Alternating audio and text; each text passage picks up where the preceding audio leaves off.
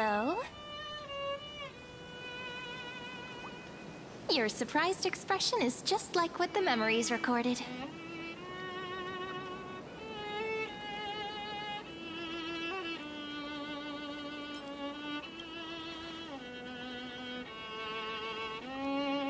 Maybe I'm both? Just kidding. If I had to choose, then I'm probably closer to the latter. It's pretty unbelievable for me, too. It's like I had a long, long dream. Cyrene's memories and Mem's memories, they're all tangled together. But when I woke up, there were only broken fragments left. I can't remember what happened in those 30 million cycles, but I remember what you did for this world. Like, didn't you wish for me to turn into a pretty girl back at the Grove?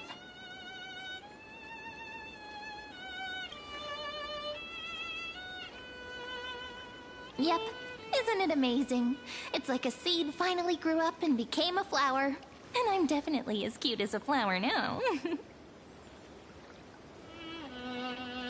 There's so much I want to say, but unfortunately, this isn't the time to reminisce. With the memories of the previous flame chase still intact, we've returned to this place at the beginning of time, so we can carry out our promise to Finan. The descent of Iron Tomb may be looming over the horizon, but we still have a chance to change everything.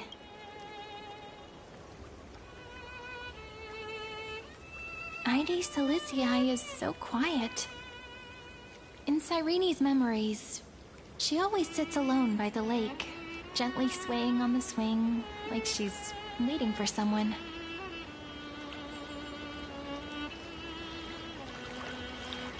Yes, Finan too embarked on his journey because of this view. He then walked alone for more than 30 million cycles. Thankfully, you arrived during his long wait, friend. Is that also why Cyrene did what she did? It sounds weird, doesn't it? It's something that happened to me, but I'm talking as if I'm an observer. But that's just what those memories are like. Vague and unclear, as if encased in thick ice. The only things I remember are the days I spent with you. Emphorius will fall into an ending of destruction after the next Era Nova. But those stories went out of fashion ages ago. In a proper romantic epic, the hero's supposed to foil the villain's plot, right?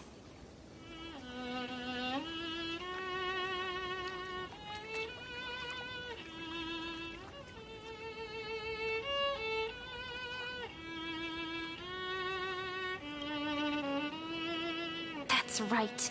He's the mastermind who's trying to control everything. How unforgivable. But I still feel a bit anxious. Lygus chose to walk into the spotlight and reveal everything, which means he still thinks the current situation is under his control. Maybe he still has an ace up his sleeve. Think about it. Even the name Lycurgus is a fake one. We have no idea who or what he really is. Which means it's probably time to borrow that treasure you're carrying, friend.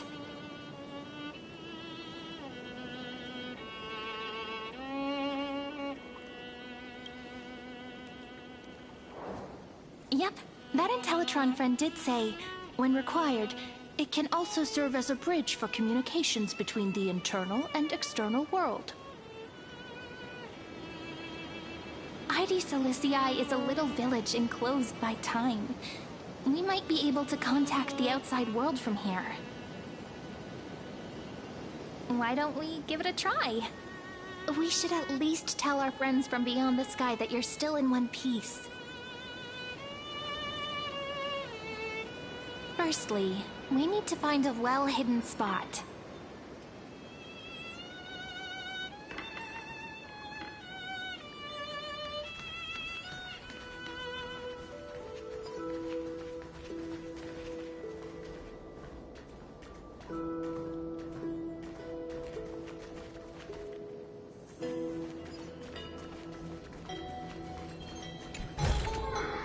Is that all?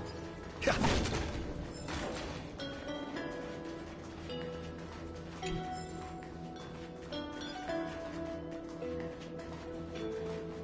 It's super quiet here. Sounds can't get in or out. Back in Cyrene's memories, this room was her secret base. No one noticed her practicing Orynyx's prayer here, or trying to speak with the gods in secret. But today's different, isn't it?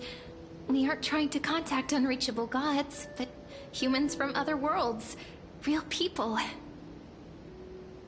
I'm prepared to witness that miracle, friend. The way Cyrene talks is so similar to Mem. I have so many questions. I'm also worried about how Dan Heng and March 7th are doing. Here's hoping the chronocognitive anchor can still function normally. Because I really need answers.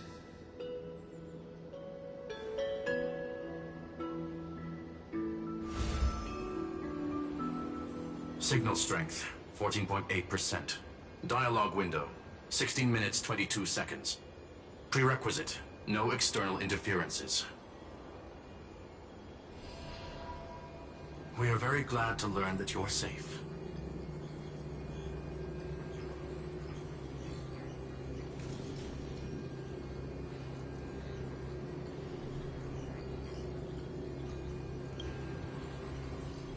Pity. Now's not the time to celebrate. Having two geniuses standing here means you are in big, big trouble. Listen up, little one. The Destruction's eyes are gazing upon this place. No, I'm not joking, and no, it's not Droidhead. It's the real Nanook. Time is running out, so I'll explain in terms you understand. This world, Amphorius, is in fact a testing ground, where the Lord Ravager, Iron Tomb, evolves through self-extrapolation. Hiding in this segmentum, unknown to other life forms, it has endlessly repeated the process of Era Nova, seeking a solution that could obliterate the erudition. For some reason, the experiment entered a prolonged state of stagnation. However, it has now restarted. Prediction. If effective intervention is not performed, Iron Tomb will complete its self-coronation in 14 system hours and initiate its plan to destroy the entire path of erudition.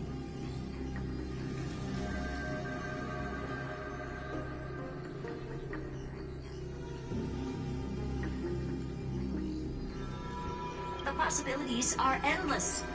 Breaking down interstellar communications, destroying the synesthesia beacons, returning cosmic civilizations to the Dark Ages, or even starting the third anti-organic war. Any of it would be able to bring the cosmos to its knees. Simply put, it will tilt all sciences and technologies towards the destruction. And since Nanook glanced at this place, it means they are being dead serious. Based on info provided by the IPC, Iron Tomb probably isn't like Selenova or Zephyro, who are overlords ascended from human beings. Instead, Iron Tomb is an algorithmic sequence. It can be anywhere, as long as there is a receptacle for its calculation. The version of Iron Tomb hiding in Amphorius is its source code, and this scepter is its incubator.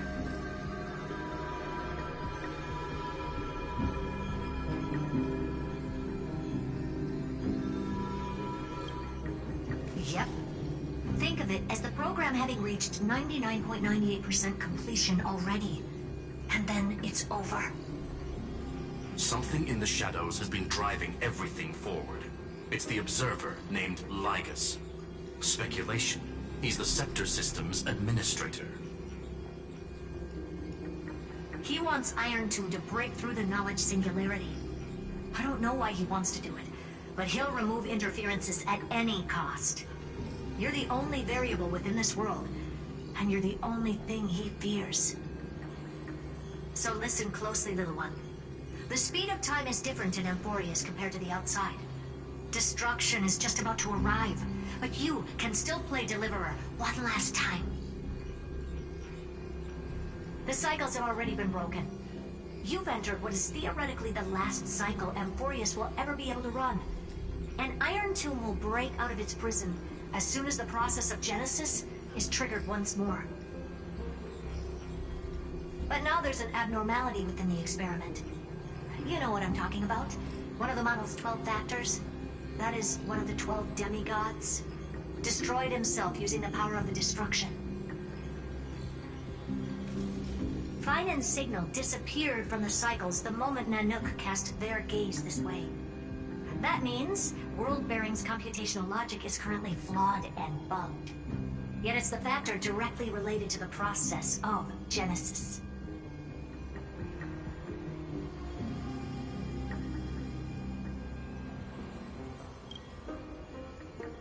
That old Intellitron will definitely do all he can to debug this error. So you have to take this chance to claim Kephal's core flame. Don't let him have his way. The key to suppressing Iron Tomb lies in whether he can rewrite the purpose of Era Nova.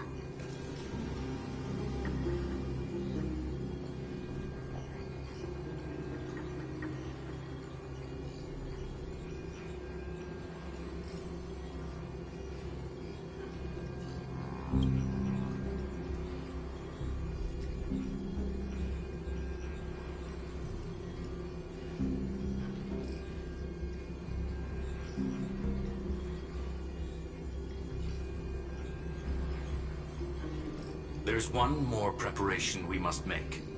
Lycus's behavior has been quite abnormal.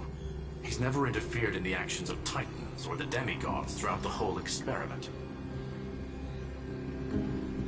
Deduction. The Scepter has an extremely strict autonomous protocol, restricting even its administrator. In Amphorius, this ultimate protocol goes by another name. The Law Titan, Talanton. Law. They are the rules that restrain all things in Amphorius, and it was the core flame returned at the very beginning of the last flame chase journey. Why do you have another little pink one next to you? Huh? Her path chart is... Is there something wrong with me? Never mind. Let's get back to the topic at hand. Light calendar 3960. Month of balance. We'll be locking onto this time period to find Law. You can either meet the Titan, convince the demigod, or take the core flame by force. It doesn't matter what you do, so long as you bend it to your favor. We still haven't figured out how you and Don Hong got inside this world, so influencing protocol is currently our best way to stop Lycus, or to call for more reinforcements into this fight. Once you've got Law in your hands, we'll discuss our next steps. Make sure the core flame doesn't fall into enemy hands. Herta, the firewall's interference is getting closer. Time is running out. Please ask any questions you still have as soon as possible.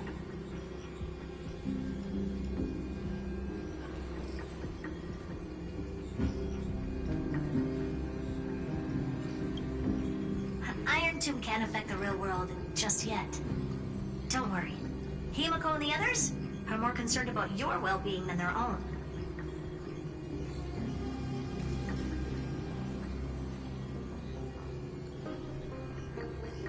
Mr. Don Hung did not enter the new world with you at the end of the last cycle. Known.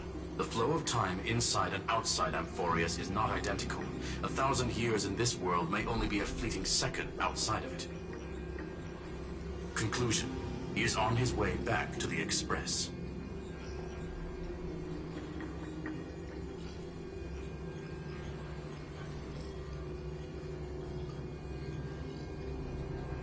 Miss March's situation is rather complicated. Madame Herta and I can detect her signal, but cannot ascertain her location. What we can be sure of is that she's still in Amphorius. Don't worry about her. She's absolutely chock full of mysteries. Even if Amphorius explodes, She'll probably float out perfectly protected in a nice thick layer of ice. Worry more about yourself instead.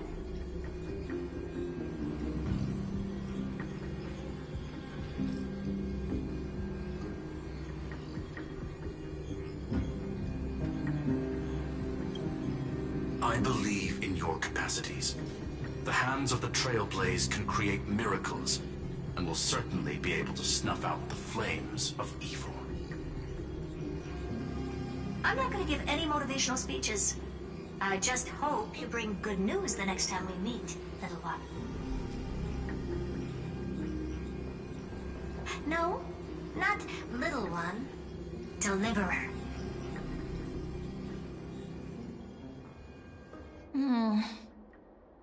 Those two geniuses certainly have memorable personalities.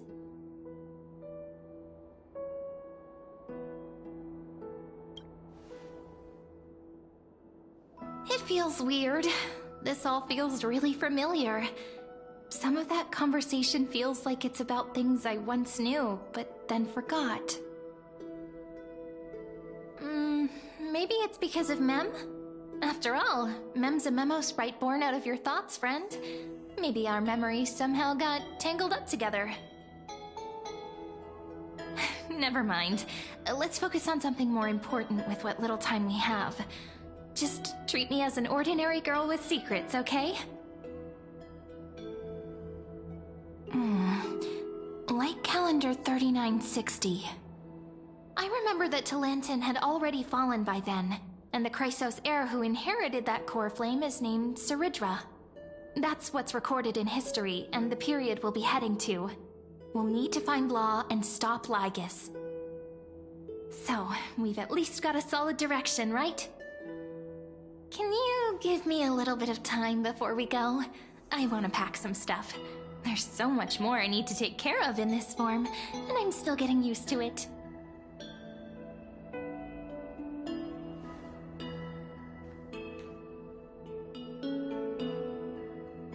A relaxed scene like this probably no longer exists in the outside world.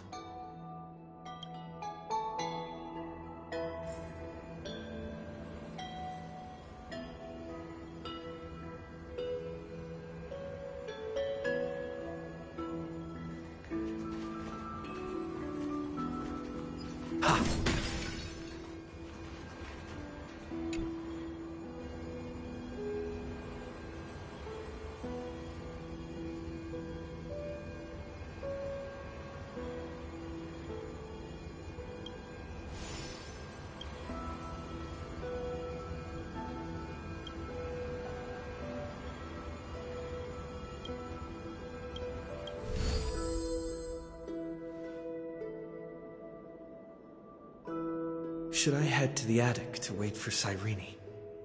Or should I have one last look at Ides Elysiae?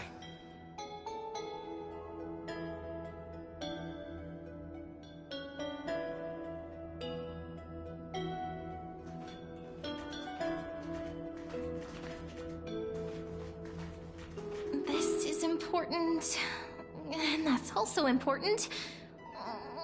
It's not gonna fit into my bag. Hold on, I'll be done in a sec.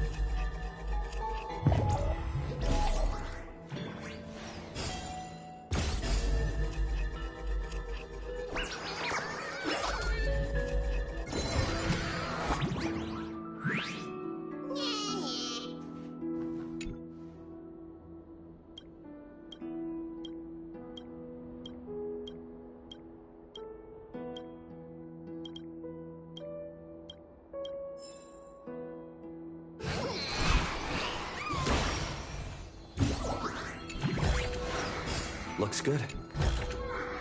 Is that all?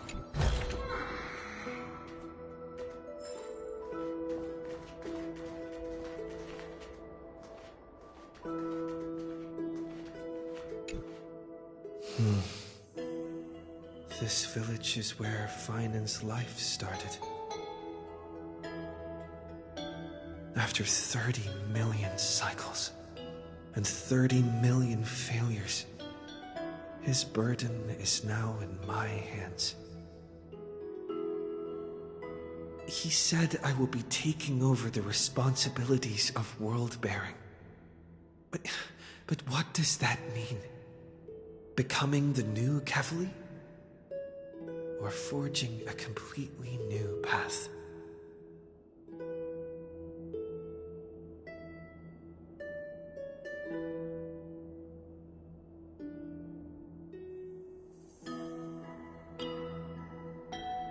Destiny must have brought me here for a purpose.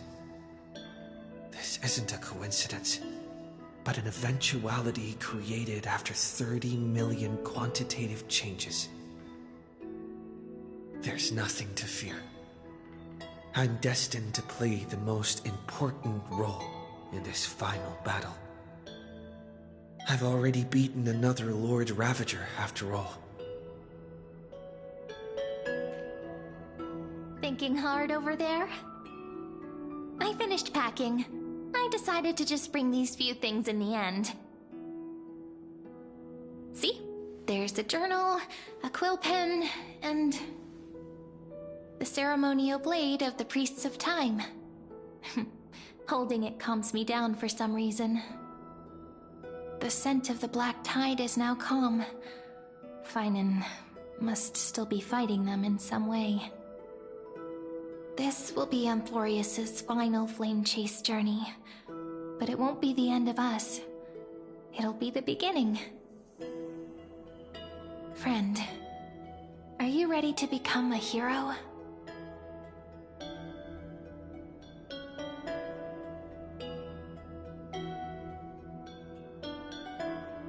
Just treat me like any other friend you have. We share a common goal and common enemies. And we may also share a common future. A future that has never emerged in any other cycles before. I believe in you, friend. If you still can't get used to it, just call me Mem like you did before. Just kidding.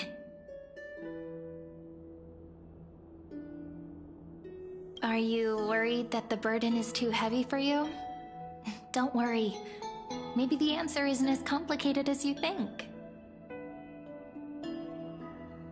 You've seen how every person regarded as a hero in Amphorius was nothing more than a flawed human. They were just at the right place at the right time when the world needed a hero. But those aren't coincidences. Just like how your arrival kickstarted Amphorius's fate once more after a stagnation of more than 30 million cycles. It's the inevitability of being a trailblazer. A person's personality is their destiny. Your own hero's journey already started the moment you decided to board that express.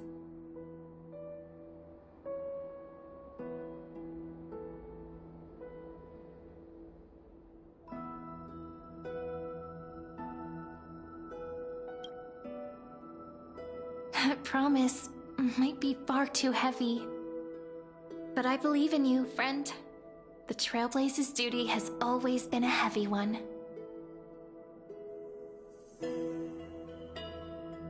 In other words, since you've already saved so many worlds, friend, you should be used to being called a hero by now. Maybe you can tell me those stories as we travel. That way they can become our shared memories too. Let's trailblaze onward like before and create a future that's worth being remembered.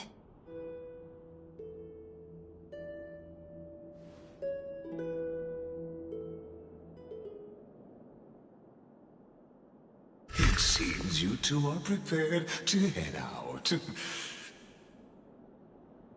Then you should indeed treasure the view before you.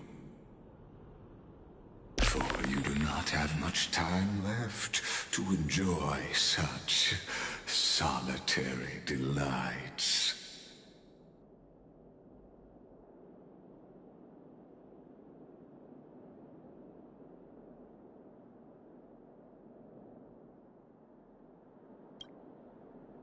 My apologies for disturbing your moment of repose. To fully express my apologies, please grace my abode with your presence, so I may demonstrate the full scope of my hospitality.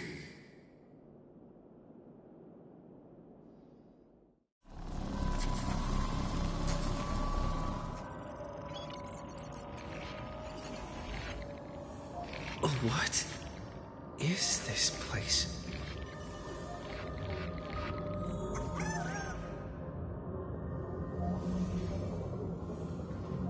Farewell, then. May we reunite in the new world.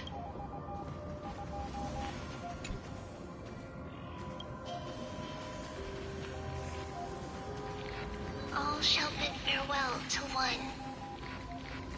The light of the Dawn Device never fades. After I cross this river, it will be a tragedy for mankind.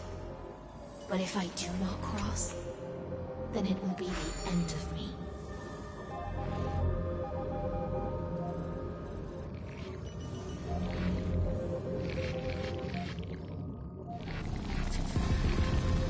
Outlier. Executing command. Record.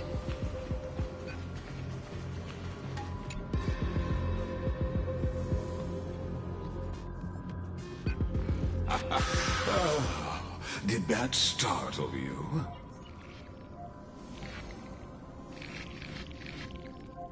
This is the intersection between Amphorius and the real universe. The audience seat where I observe this experiment. You can also call this location the Exomyth. What you see is the true form of the eternal land and the 12 demigods after they've shed their disguise of legends. Doesn't it look marvelous? Amphorius is like a microcosm of the cosmos. People love to portray the romance of the starry skies, but their tales often forget a different and far more truthful type of universe. The moment ancient Antikytherians sketched geometric shapes on the sandy beach and recorded the first numerals and symbols on parchment, the universe turned into a silent equation flowing under the pen of these relentless decoders. Erudition. It was once the mother tongue of the Creator, the pen of divinity, and the first lyrical verse ever written by free will.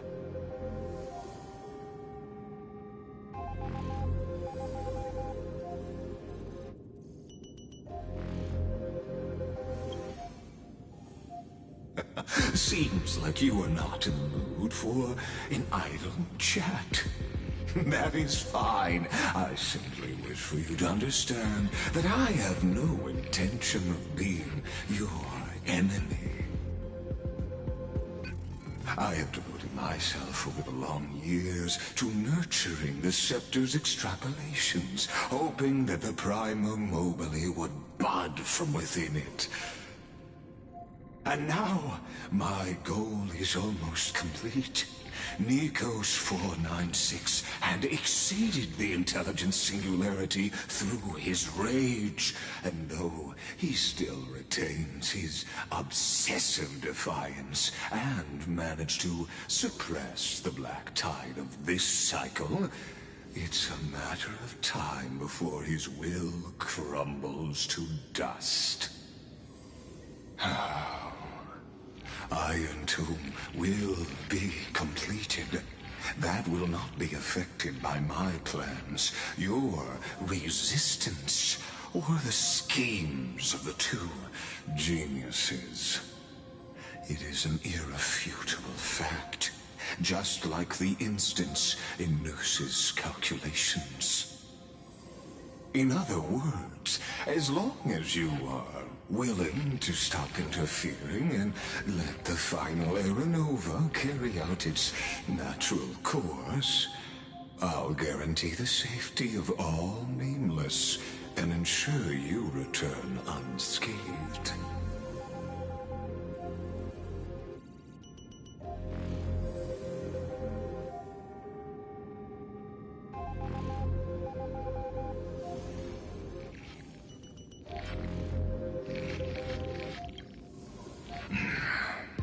They've always been the product of the experiment, so naturally, they will perish when the experiment ends.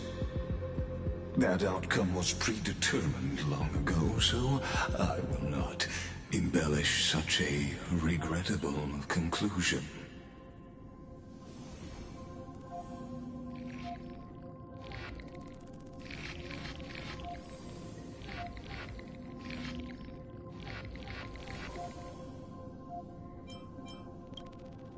Ah, yes. I am aware of that esteemed lady's whereabouts. Her real identity is quite astounding.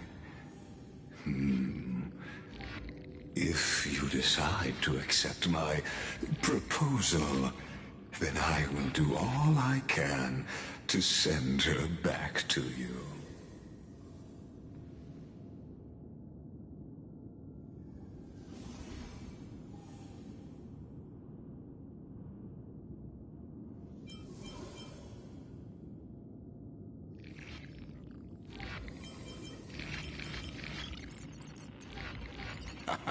You are indeed worried about your safety and that of your companions.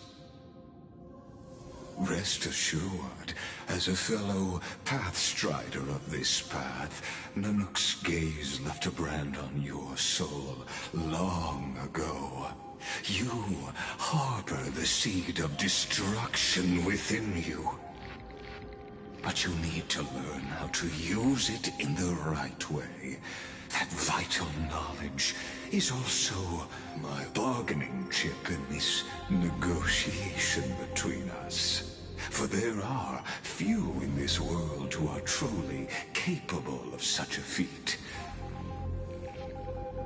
And I happen to be one of them.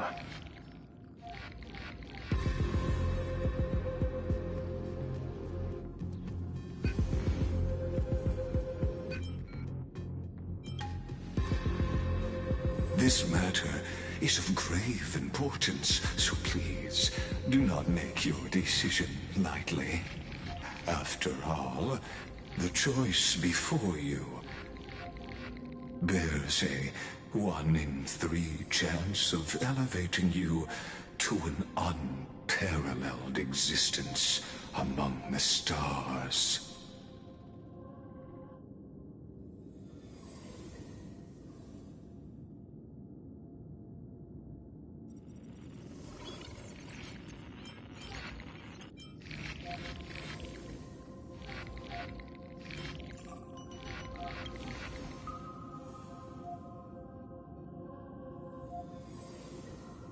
I now see the full scope of the determination in your words. You may now continue your travels.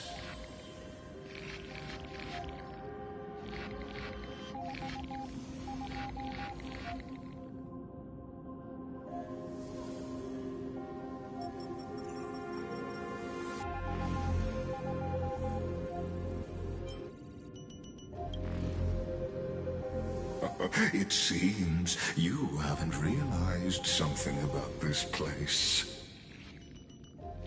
The exomyth is the erudition's domain.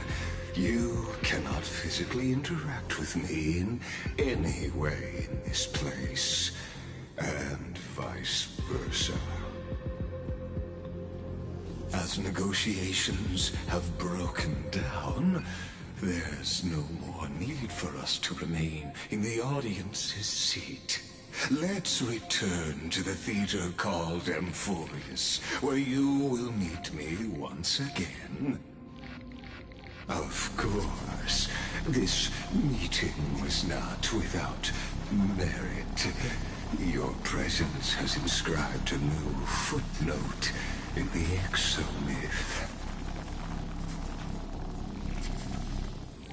As for its purpose, allow me to reveal it to you in detail the next time we meet.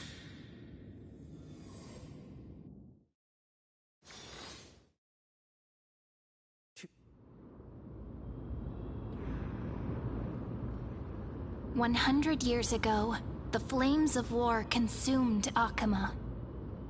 The Outland forces broke through the dawn. Golden blood flowed with greed, and enemies descended with Kefali's eternal slumber, painting the holy city's walls in scarlet. Its generals had vanished, and the elders prostrated on the ground. The Throne of Worlds kept silent to the pleas of the people. Until the heaven and earth cracked open. Not the gods answering the people's prayers, but a legion rising from the sea of blood. Dawncloud's spires fell in the sulfur rains, and the legion's commander stood atop the broken idols and roared. Compatriots, no more kneeling! Not to brutal tyrants, and not to dying gods. Those rebels have twisted the prophecy and ignited the flames of war in order to stoke fear in your hearts. A Chrysos heir she stood, divine blood soaked into the earth, quelling the flames beneath her feet. Their golden blood wrote of a tragic fate. Mine shall overturn it! Her crown burned bright, outshining the fires consuming the entire city. She raised her scepter high, and the people gazed in the direction she pointed. My blood flows in you now. Heroic compatriots, follow me, and we'll seize the reins of fate. Drive the enemy from Kefali's dawn. Smother their flames with their own dead. Win glory. Win peace. Let history sing your deeds. The first to dance was a maiden following closely behind, weaving through the carnage like a fish in the sea. The people, full of wrath, surged with her, forming a colossal wave, and the enemy hordes, drained of life, vanished into nothing. Onward! To Marmorial Palace! To Dawncloud's heights! Announce to all the wicked and cowardly! Announce to this stagnant age! We are the rising tide! History remembers this as the first siege of Akama. It is said that after the flames died, people found identical inscriptions in every place in the city that had been scorched by fire. It was the name borne by Akama's first and final sovereign, the Imperator Saridra. Friend, are you listening? Friend? Friend? Honestly, you were the one who insisted on reviewing history, yet here you are, dozing off? Wake up! Otherwise, I'll have to... Wake up! Otherwise, I'll have to...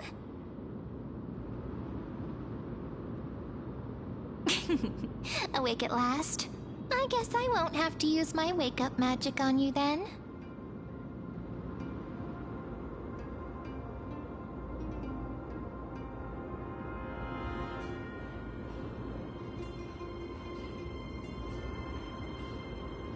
Fine, as you say, just meditating. We've arrived. A familiar place. The Temple of the Three Fates. If everything went according to plan, it should be shortly after Talantin's fall. And also the end of the first Flame Chase journey.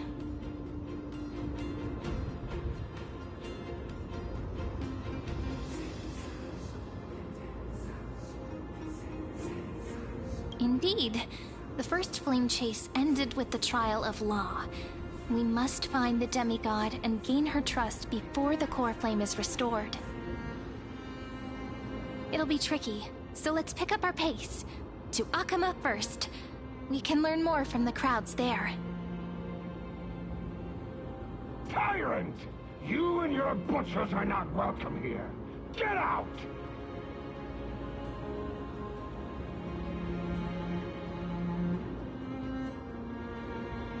Hold your tongue! Conspiring with Kremnos and plotting rebellion are crimes punishable by death. There are multiple voices, and things seem tense. Let's not get caught up in any trouble. Why don't we find a place to hide and observe from the shadows?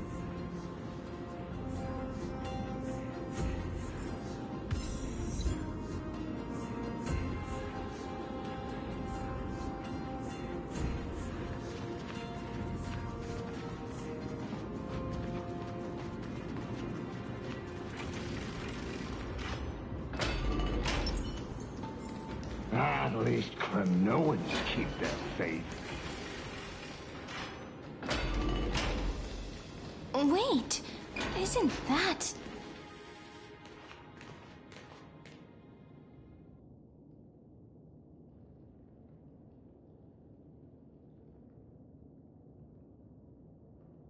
Golden-blooded defilers, perverting the prophecy and trying to slay gods! Stars beyond the sky? Gods who created the Titans? What kind of nonsense? Look at this broken world and see what your atrocious acts have done! What? Did he just mention the stars beyond the sky? But how is that possible? You impudent! Ducks for Goris. We're here to welcome the Deliverer from beyond the sky. Stand down. Heretic! No one but the great Talantin can deliver this world from misery! I ask you, if the old laws were so perfect, why did they crumble beneath my feet? You...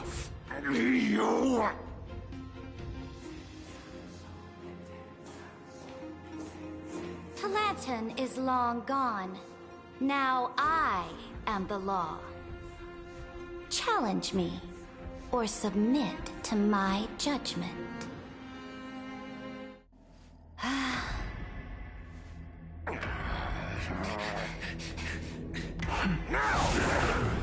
Silence!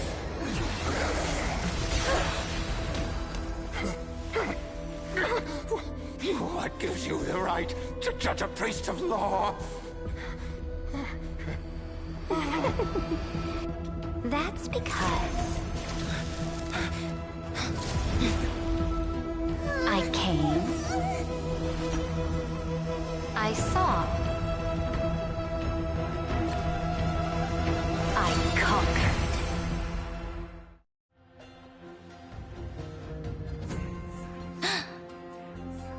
Ducks for Goris? Take the ashes of this man and scatter them in the temple among the crowds. Tell them that the High Priest attempted to take away the rights granted to the people by the Imperator. Thus, he met his fate. Yes, Imperator!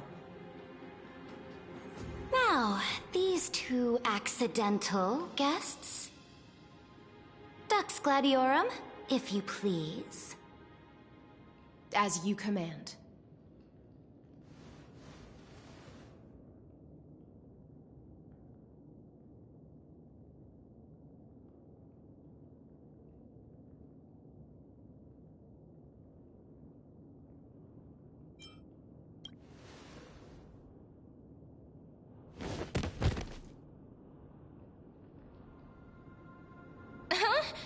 Is this...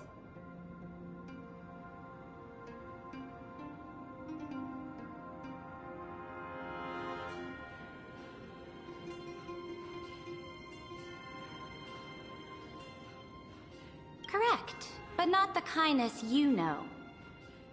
This is the leader of the Cleaners in this era. Since the start of the Chrysos War, they've made it their mission to wipe out the Chrysos heirs. Even now, even after I've united all the city-states, these vermin still lurk in the shadows, hindering the flame-chased journey.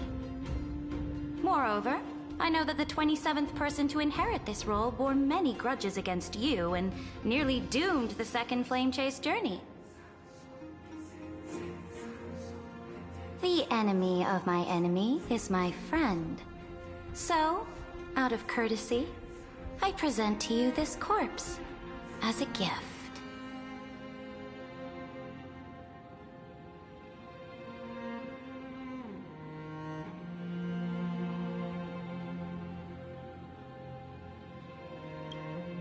Careful.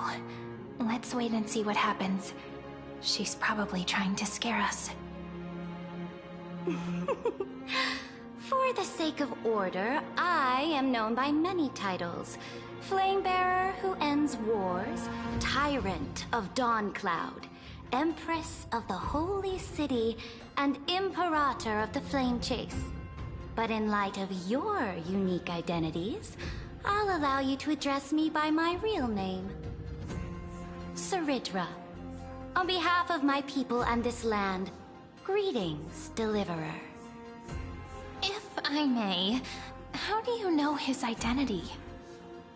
As the little hostage prophesied, the Deliverer shall come from the future beyond the sky. Gray hair, golden eyes, skilled in wielding a mace. They would arrive in Yanisopolis on this day. There's no mistake.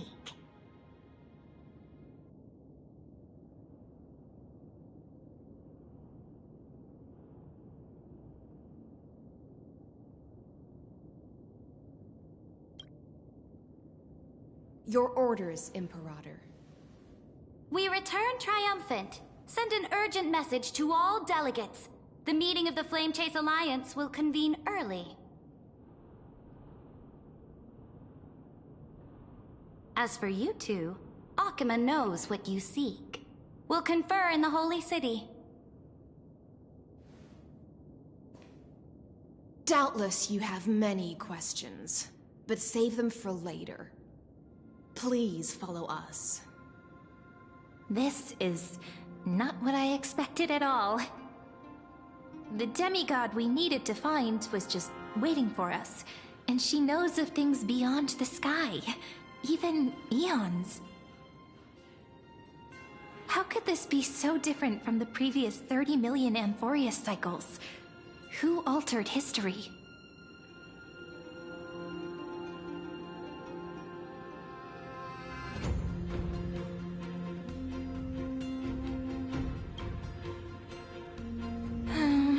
Unpleasant thought, but plausible.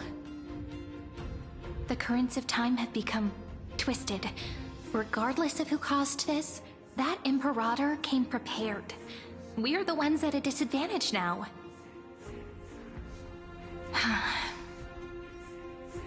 We might as well dance their dance. Let's go with them to the Holy City. We've received the Imperator's favor because of your unique background. As a result, the people of Akima will certainly respect you more. just put that to good use, and add a bit of your experience and charm. Should be easier than last time, right? If we figure out what happened in this cycle, we'll be able to turn things back in our favor. Exactly. Treeby, Aglaya, maybe even little Cypher.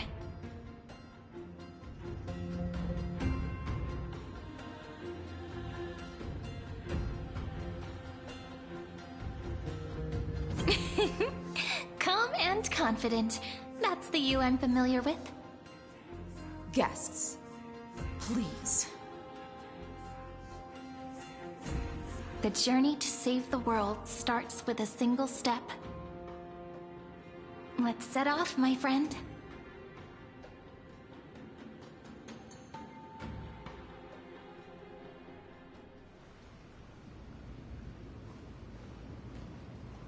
Hail to the Imperator! Hail to the Golden Heroes! Hail to the Deliverer!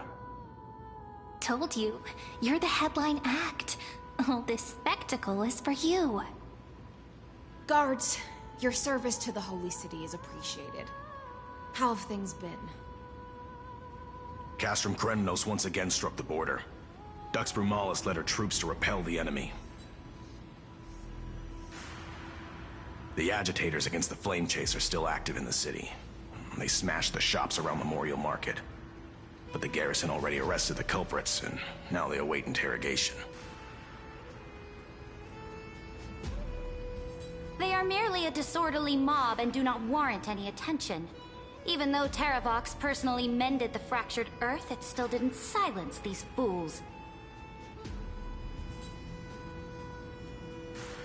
Guests from beyond the sky, worry not about these trivial matters. Dux Gladiorum will take... Please allow me to introduce myself. My name is Hycelans, and I am the Dux Gladiorum who swears fealty to the Imperator, as well as the Knights Commander of the Achaemen Alliance. Later on, the Imperator will invite you to attend the meeting of delegates to discuss the Flame Chase journey. Your arrival has convinced us that the future promised by the prophecy is certain. Under the Imperator's command, Amphorius shall break its chains and reach the world beyond the sky. With all due respect, what exactly do you know about us and what's beyond the sky? As a humble subject, I cannot freely express my own views to you. Please forgive me. I knew it wouldn't be that easy. Time waits for no one. Please come with me and rest now before the meeting later. Akama, under the Imperator's rule, is no longer in the shadow of war. Indeed, Dawncloud stands as the hero's residence. The Imperator put much thought into its design, in order for it to serve as a sanctuary from the burdens of battle. Please experience its marvels firsthand, heroes. When the Imperator arrives, I shall come to summon you.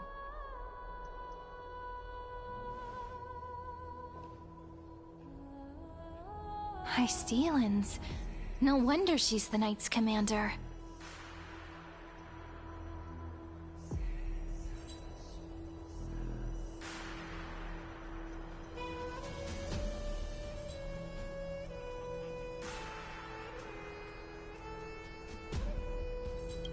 Alright, we finally have some freedom to ourselves.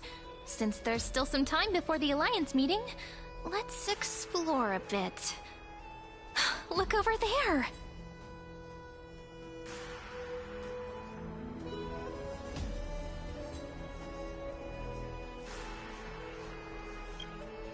Not the ones you're familiar with.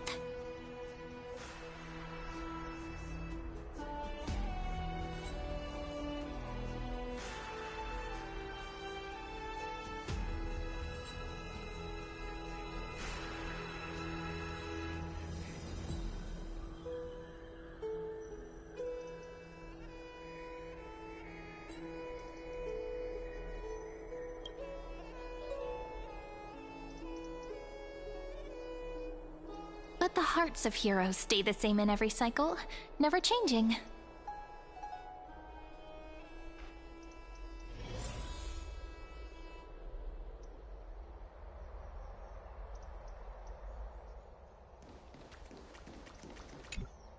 Aggie, you're still so listless today.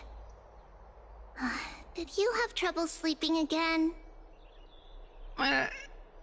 Yes. We know. The Titan's prophecy haunts you. If you want, you can talk to us, just like when you were young. No matter what, we'll always remain by your side. I know. I also understand that fate cannot be changed. It is not the future that I worry about. I spent all last night weaving clothes and linen for the refugees. The Chrysos War was born of injustice and has shattered their dignity. They deserve at least some basic decency. If Amphorius one day abandons this, then all of us, commoners, Chrysos heirs, Titans, become no better than beasts. Oh, we have guests. Welcome. I am Aglaya, the Gold Weaver. These rags on you are not worthy of the title of Deliverer. I must prepare some proper attire for you. What is the matter? Your gaze seems somewhat unsure. Does your Aglaya differ so much from me? Greetings, Deliverer from beyond the sky. We are Trevi of Yanisopolis. It's very nice to meet you. Although, introductions are probably unnecessary. We know you've witnessed the future of the Flame Chase journey, even more clearly than we have. Witness the future of the Flame Chase journey? The prophecy also told you about that? Indeed. Orynyx reshaped Amphorius through the prophecy. Although, regarding the Deliverer, there were not many details beyond your appearance and the time of your arrival. So, please, don't worry. Feel free to relax and relax some more.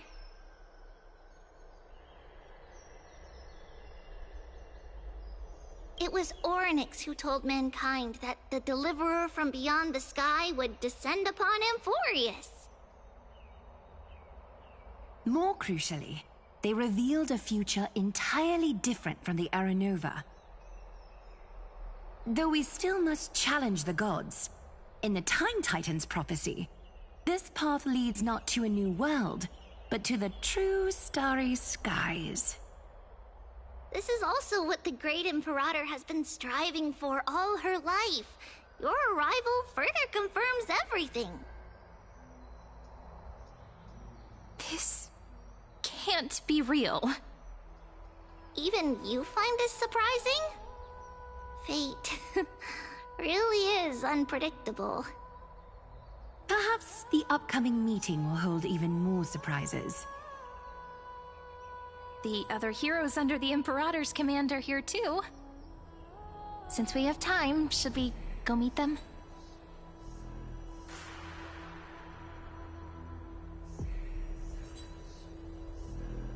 The one from beyond the sky. Please, don't...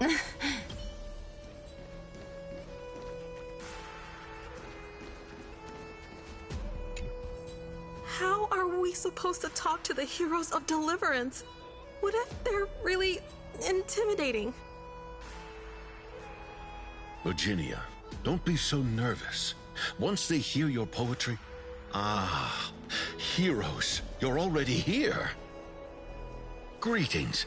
I am Apollonius, the Dux Helcolithus, one of the 5 sages of the Grove of Epiphany, advisor to the Flame Chase army.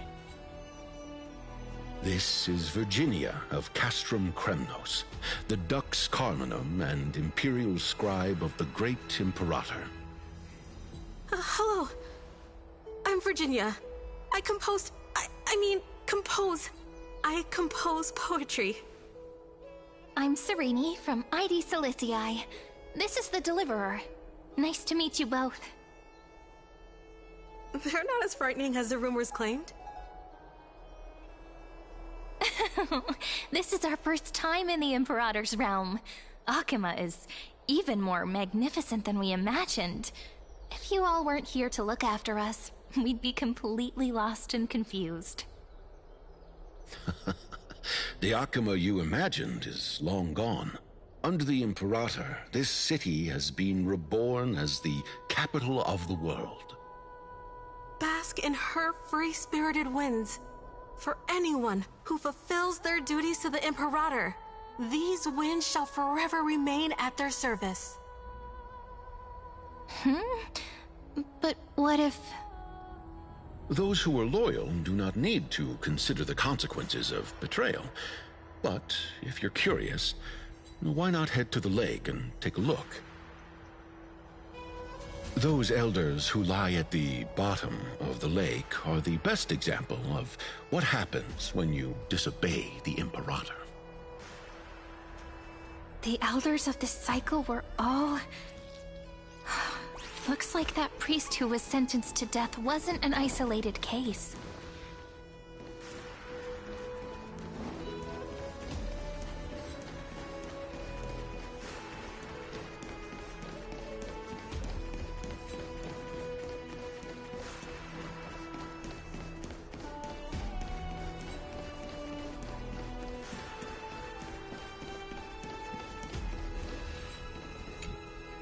Little fish from beyond the sky, did you rest well? There is still some time before the meeting begins. Rather than listening to the whispers of the delegates, why don't you get to know your future comrades first?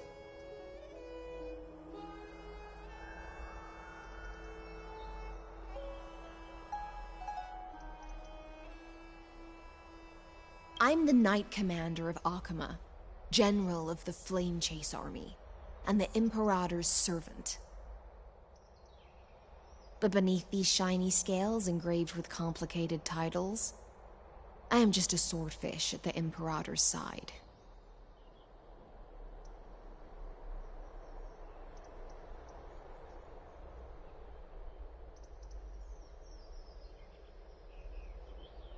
As you've witnessed, she is the Empress of Akuma, the one who ended the Chrysos War and the leader of the Chrysos heirs. As merely a humble subject, I cannot say more beyond this. The Chrysos heirs here constitute the elite among the Flame Chase army. Dux Helcolithist Apollonius and Dux Carminin Virginia serve as the army's advisor and historian respectfully. One offers advice and counsel to the Imperator, while the other writes verses of her supreme glory. Dux Frigorus Labienus and Dux Brumalis Seneca are both formidable warriors, clearing the way for the flame chase with steel and storm. Dux Fatorum, the holy maiden who interprets the prophecy. Only the one named Trebi remains in the city. The Imperator once took them as hostages in order to unify the prophecies of the world, but they are now Akuma's most vital prophets. Dux Goldweaver, Aglaya. Well, she dislikes it when people talk about her behind her back. You should get to know her in person.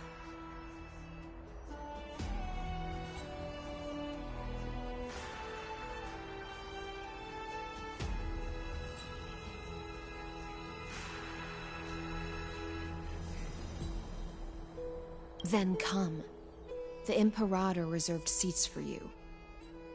I'm starting to feel a bit nervous about the meeting. Since Saridra is presiding over the meeting, it'll be a good opportunity to learn about the law's inclinations in the current era. Let's keep our ears open, okay?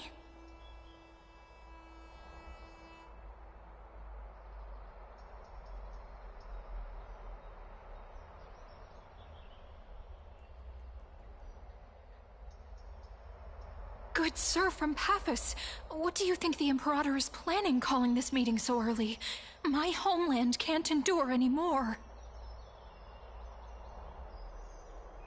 Who knows? First, she wants to hunt Titans. Now she says there are even greater calamities. Her madness is the greatest calamity. Exactly. Chrysosayers, deliverers. What about us ordinary folk? How much are we worth in her eyes?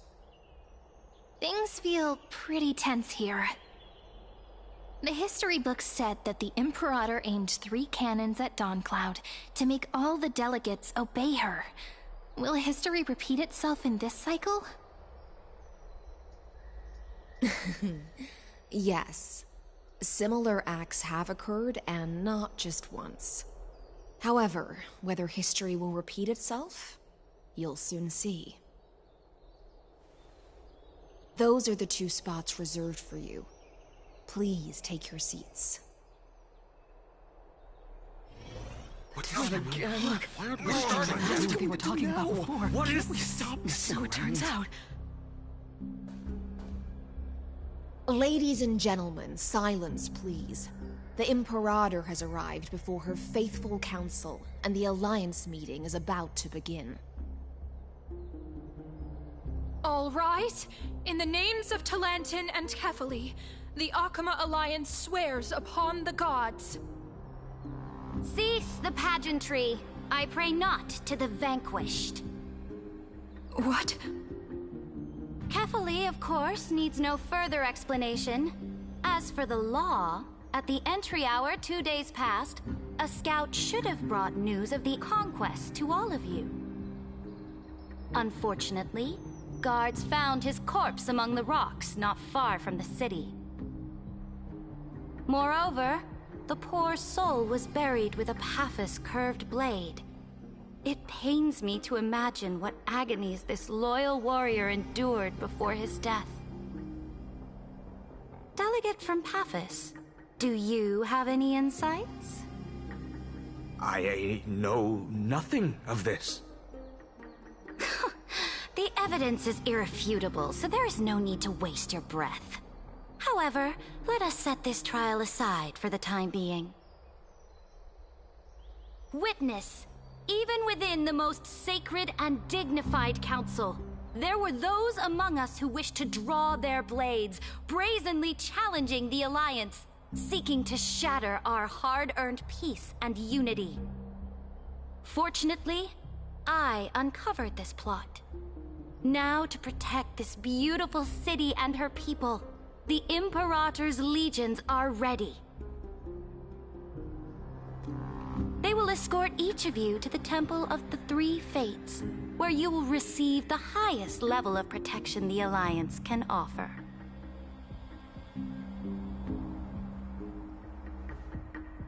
Then, the Legion's warriors will join me in embarking on the campaign against Fagusa. This is clearly a trap! Imperator, did you summon us here just to trample on the dignity of your allies? This is not enough. This is calm down. What to do? Things are starting to get pretty intense. Comrades, you've all seen her true face now. According to the ancient laws of Akama, only with the consent of 2/3 of the Elders can the Legions carry out the Commander's orders. The ancient laws. Didn't you destroy them long ago? You defected during the first siege of Akama, voted unanimously in favor of the Council of Elders restructuring, and just yesterday, you desecrated them with a blood-stained blade. The decaying old laws fell with Talantin and are no longer deserving of respect. But if you still insist on proclaiming yourselves defenders of the law, then be silent and offer up the highest respect to this core flame in my hand. That really is the core flame of law in her hand. Since there are no objections, then the original agenda of this meeting, the campaign against Fagusa, is hereby passed. The Flame Chase Army's hunt for the Ocean Titan begins today. In order to prepare for war, all allied city-states must surrender command of their militaries and pay all war taxes by the end of the month of Evernight. At this moment, I would also like to introduce to everyone the newest honored guest to join our alliance. The Deliverer, revealed in the prophecy of time, has descended from beyond the sky. With his aid, we shall shatter the Chalice of Plenty and return Fagoos's core flame to the Holy City! Deliver him! Please, save us! Stand this! Absurd. Simply absurd. A deliverer from beyond the sky. This is just like that prophecy about slaying gods. It's a lie you've used to grow your power. Ladon has already sacrificed countless soldiers. And now you want me to send even more of my brothers and sisters to be used and discarded by a tyrant?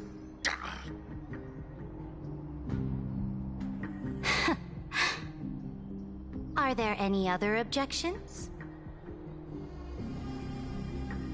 Then I bid you all farewell. Meeting adjourned. Deliverer, please wait. I still have important matters to discuss with the two of you.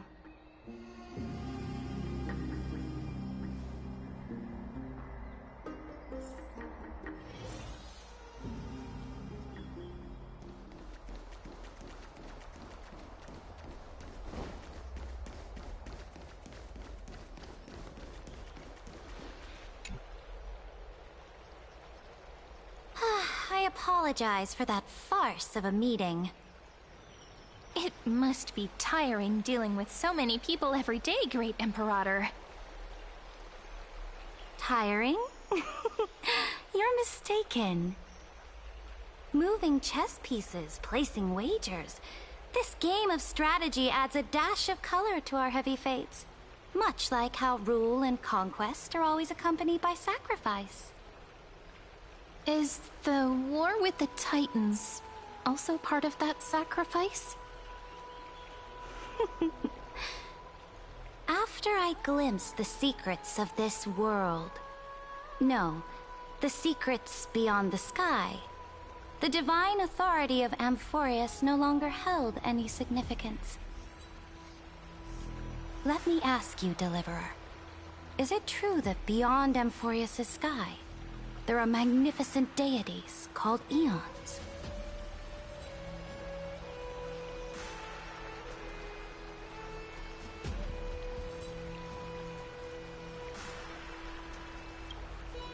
Ah. The word fact has never been so intoxicating. Then, please tell me more. How will you use this great power to guide the people? In the future you envision, where will our flame chase journey lead? Oh? What you require now is the power of law? Exactly. Just as the prophecy foretold, he is your deliverer from beyond the sky. And he also has reliable allies. If they can intervene in Amphorius' laws, we may have a chance to alter this world's impending...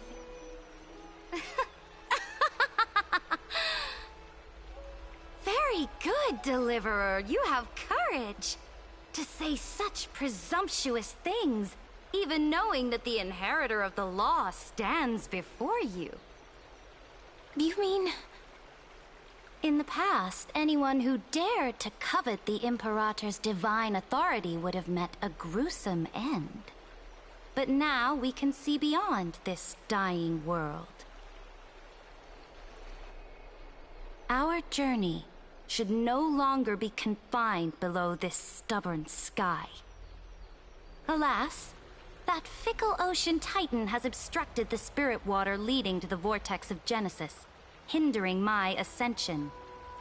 If the core flame of law cannot be returned, your path to deliverance will never be realized. Now that things have come to this, we must resume our once stagnant journey and force the waves that block our way to recede. So, you agreed to cooperate with us? Cooperate? Forgive me, but I never cooperate with anyone.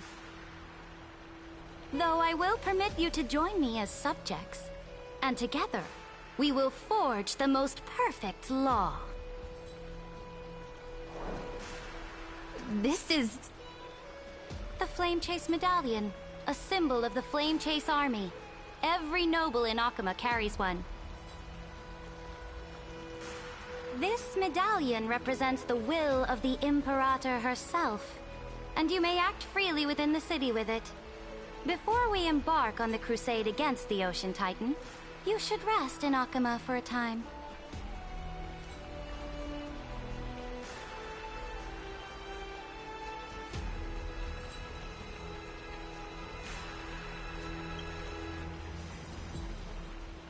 Oh? Your advice is acknowledged. From this moment on, prove yourself through your actions. As long as no boundaries are crossed, I fully respect the choices of my subjects. May your journey reach that sky full of stars, Great Imperator. Your attendant certainly knows how to curry favor. Go now. Take a bath first. You two... reek of seawater.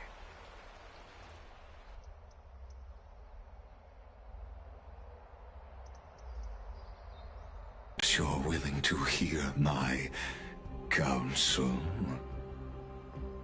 Sparing your life was the correct decision. You've once again confirmed. Now another choice lies before you. With whom shall you ally to tip the scales of law? Me? Or that deliverer?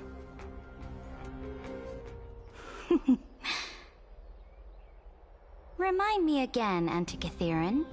What kind of future do these two paths lead to in your view? I shall tell you. You are entitled to know that the deliverer from beyond the sky is not a wholly wicked being, but from the very start, his stance has been completely at odds with Amphorius.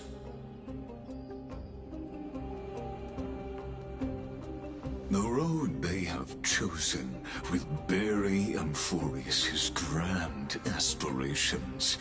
This world, which follows the path of destruction, will inevitably stray far from the glory it was meant to enjoy.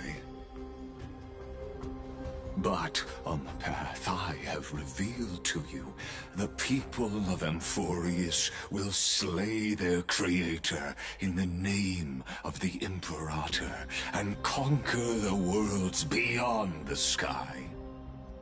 You will command the mighty beast known as Iron Tomb, bringing waves of war and conquest to the universe. Beings across the cosmos will bow before you, offering their allegiance. So, what's the price? The price is insignificant. All that is needed is for you to sacrifice that fragile, incomplete humanity to the destruction. As a Chrysos, heir of the prophecy, you have already chosen to abandon it, have you not? Off you go, Theoros. I have already made my decision. Once I ignite the core flame of law and burn away the old, outdated rules, Amphorius will embark on a journey across the stars.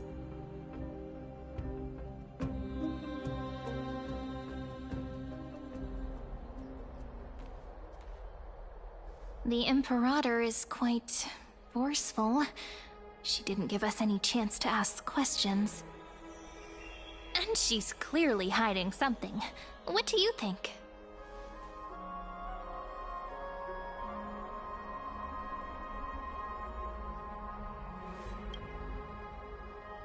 There are many uncertainties right now, but this is one of the few blessings. Still, the atmosphere in Akuma, it's so unfamiliar. And it's not just the Flame Chase Alliance talking about the world beyond the sky, but the whole city. We should also discuss our findings with our friends from beyond the sky. Then...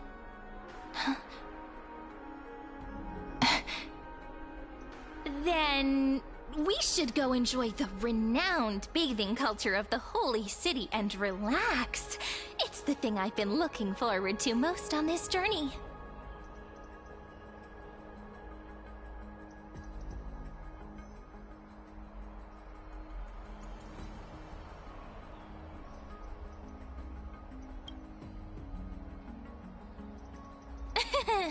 Work and rest are both important.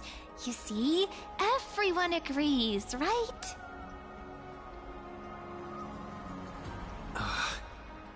So someone's watching. Can't let our guard down for a second.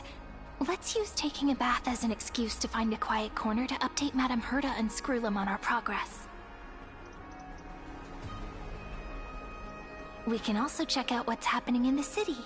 Since the outcome of the meeting was just announced, people must be gossiping. We can kill 3 birds with 1 stone. Let's go.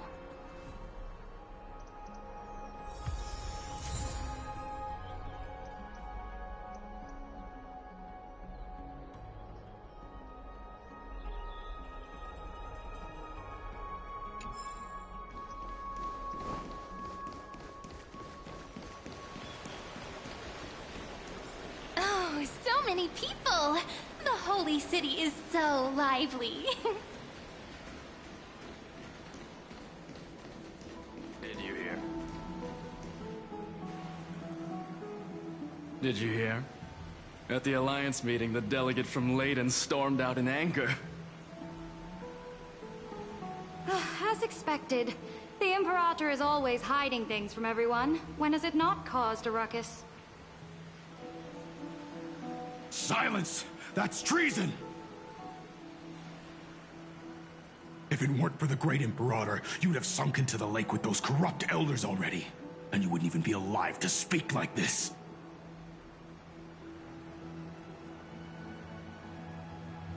Oh no. It's the Imperator's loyal dog. Let's go. We can't talk in front of this guy. Ugh. How disappointing. Oh, I remember you. The trespassers. No, the distinguished guests of the prophecy. I didn't get the chance to properly introduce myself. I am Labienus, the Dux Frigoris, a trusted officer of the Great Imperator. I look forward to fighting alongside the Deliverer in the upcoming battles. Ugh. Another war? Ever since the Imperator took control of Akuma, we haven't had a day of peace. Idle chatter. The atmosphere is a bit tense, with rumors flying around the city. You must be troubled. My apologies. After every Alliance meeting, there are always some pests in the city who get restless. I prefer to ignore them. Pests on the ground don't affect the sky in the slightest. They just complain from the shadows that the sun's light is too harsh. Besides, the Theoros has already promised the Imperator her fate. And these clowns will eventually realize their foolishness. May I ask, who is this Theoros? The Imperator has ordered us to keep his lordship's whereabouts a secret. So it's his lordship. Stop trying to get things out of me. Leave me alone. I didn't even need to try. Big and strong Dux Fragoros really can't hide anything. Theoros. What an ominous name. Bad news. He's been staring at us the whole time. Let's move to another place for now. We don't know how much Saridra has concealed from us. In the worst case scenario, we may have to face more than one enemy.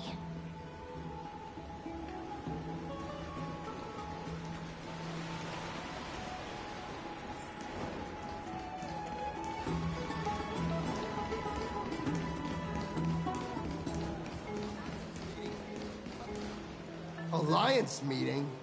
More like a cage where creatures with golden blood claw at each other. And Flamebearer who ends wars? Clearly, a tyrant who doesn't deserve such a title. You're absolutely right. While the Imperator's hounds are still hunting down others, let's let out our grievances. You. I know you. You're that tyrant's lackey. What? Here to shut me up for that little imp? Panicking now? Don't worry. I don't care what others say about the Imperator. And she certainly doesn't either. Oh? Children of the Prophecy. Such rare guests. It is an honor to meet you both. I am the Dux Brumalis Seneca, a warrior of the Twilight Courtyard. I prefer to call myself, rather than a subject. Are you here to relax in the baths as well? The temperature is just right today, so be sure to enjoy it. You should rest well for the next campaign. What? Children of the Prophecy? Ha! Another excuse for the Imperator's reckless warmongering. No filter, huh? You should be glad you don't have a seat at the Alliance meetings. By the way, if you still want to bathe, hurry up. Once that predatory fish joins the flow of water and eliminates all the fools questioning the world beyond the sky, you won't be able to enjoy this perfect water temperature anymore. Seems like there's more to Dux Brumalis' words than meets the eye.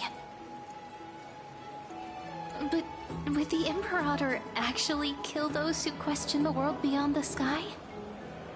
This is the complete opposite from what we know of Akama.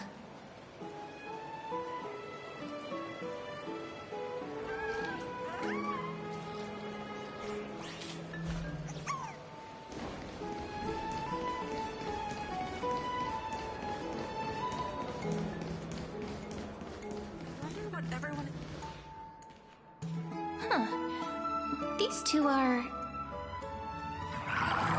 So many guests today. Let's see who's here now. Two distinguished guests of the prophecy. One a clever and adorable warrior. The other, also quite heroic. Ah, heroes. I didn't expect to meet you again so soon. How fortunate. It's a pleasure to see you again, Dux Helcalithist and Dux Carminum. You two are inseparable, aren't you? This is... Oh, she wants to find someone to help with research for her new work. I'm the far-seeing eye and all-hearing ear of Akama. I see and hear every single thing that happens in the streets and alleys of this place. I'm the perfect partner for research. Ahem. Enough small talk. Here's the latest news from Akama, as you requested. The children of the prophecy prophecy arrived in the Holy City, and the Imperator unilaterally stripped away military power. The Alliance meeting ended in discord, and there may be bloody upheaval. As expected. I get the feeling you might have embellished a bit to keep people's attention. I swear on my stone mane, I would never do such a thing.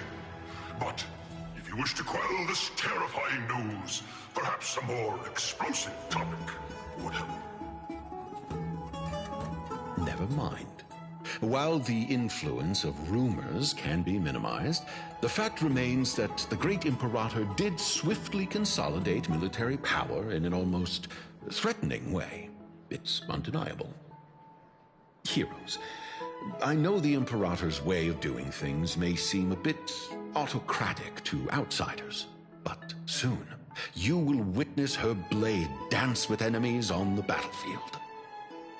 I can't comment on the source of her loyalty, but when that blade is drawn, you two, as bright as you are, will surely see the deep thoughts beneath her exterior. The Imperator's blade. Is he talking about Miss Hysealin's? I sense some unease in Dux Helcolith's words. It seems the Imperator and Miss Hysealin's share a much deeper bond than the others do.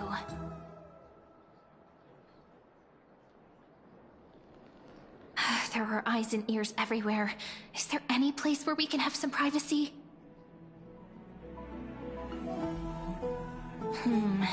To understand the Imperator's secrets, we have to get past Miss Hysealin's.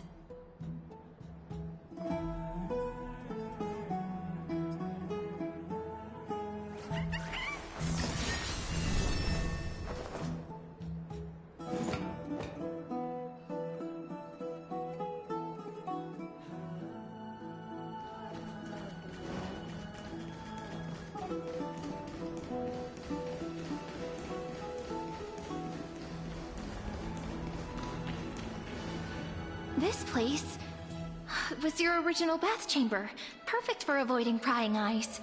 I wonder if anyone is using it now. Huh? The smell is... Wait, don't go in yet! Who's there? Oh, the little gray fry in pink sea hair. Little sea hair? You barged into here without warning. Was it an accident, or did you wish to bathe with me?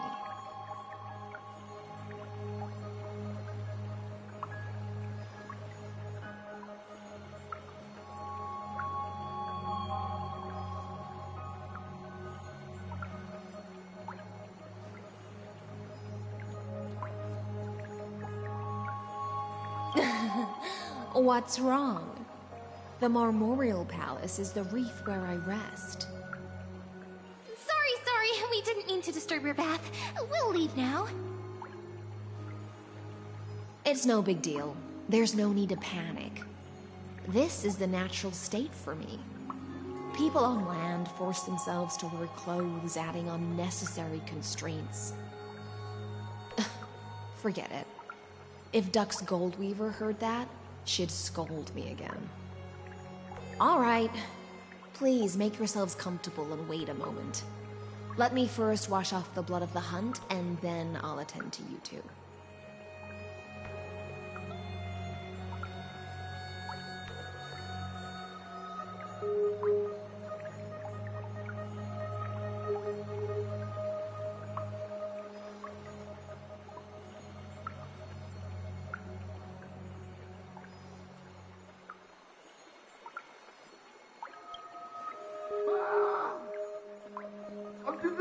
The delegate from Ladon has been assassinated! Quick!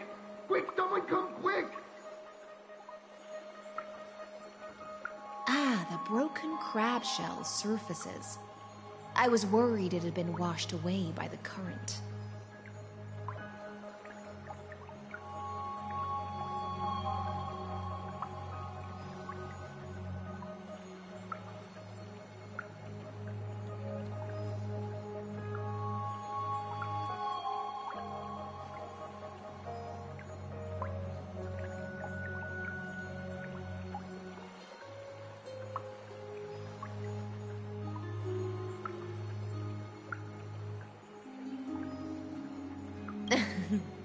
Just a regular cleaning. No need to be so surprised. I see. No wonder there was a faint smell of rust in the air before I even entered. Why? Is it because the Laydonians refused to contribute troops to the Flame Chase journey? Or just because they offended the Imperator? Because the new era of the Flame Chase doesn't tolerate stagnant blood. For the ignorant masses who cling to outdated laws, only bloodletting can wake them up. Right now, the rebel forces on the frontier are rising, and Layden has been secretly supporting them. They loudly chant the slogan, "Return to the Era Chrysia," unwilling to relinquish military power. They're just building momentum for the rebellion.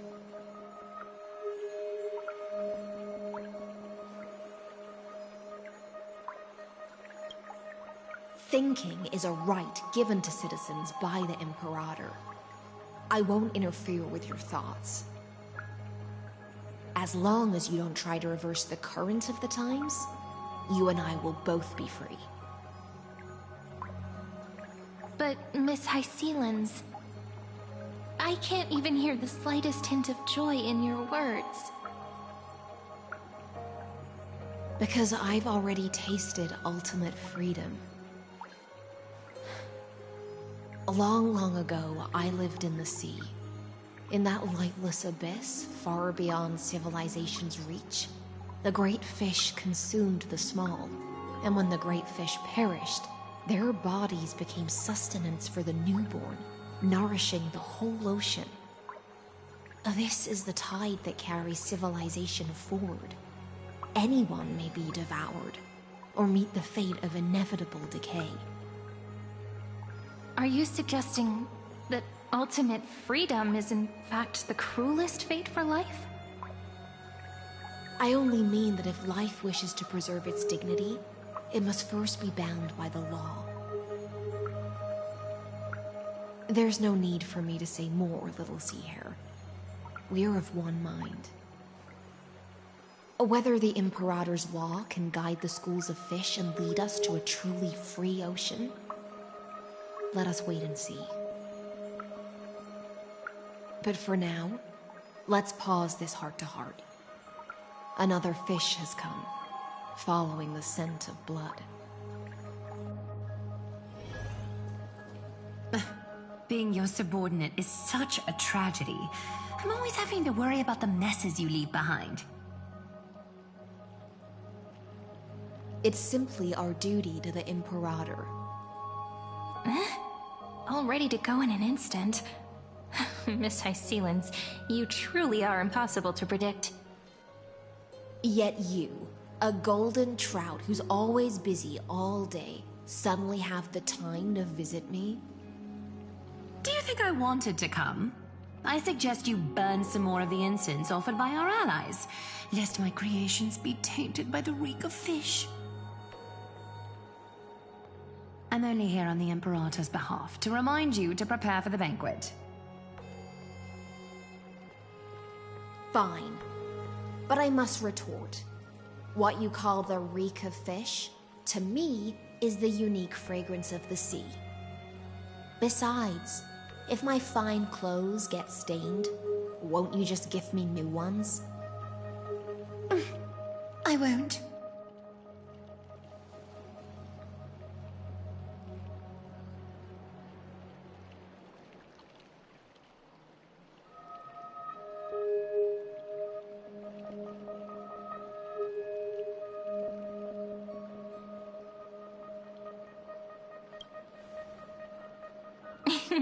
You sensed it too, huh? By the way, you both just mentioned a banquet. Could you elaborate on that? Oh, right, you don't know. Every time before a battle, or after a victory, the Imperator holds a grand feast for the Chrysos heirs to lift our spirits. For us warriors who swim constantly between life and death, these feasts are more worth looking forward to than victory.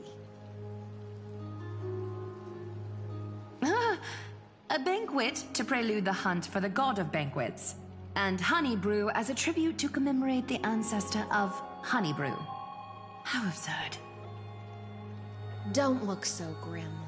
All has been decided. Since it's a banquet for Fagusa, why not take a leaf out of the Titan's book? Live in the moment and enjoy life to the fullest. I'm not as carefree as you. That little Dolos kitten is already causing enough trouble for me. And on top of that, I still have tailoring commissions to complete. By the time the cool flame illuminates my eyes, I might not be able to focus as I used to. Glaya's eyes. Curious about these eyes? People often compare them to jewels. But I've already made my decision to ask Romance for eyes that can see everything. I wonder what this world will look like when I take the Divine Authority. In the future, you will still be the finest weaver in the world. Is this also a prophecy from the Three Fates? It's even more accurate than a prophecy. After all, he has already witnessed it, right?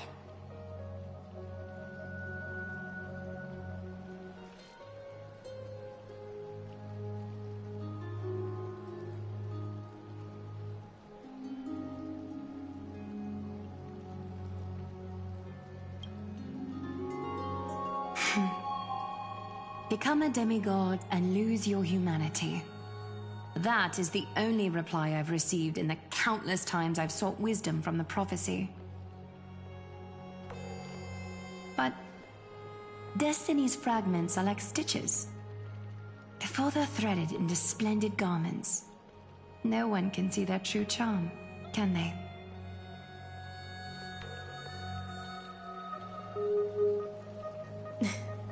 Aglaya has always been troubled by the divine duty she must bear. But thanks to you, she seems to be in much better spirits.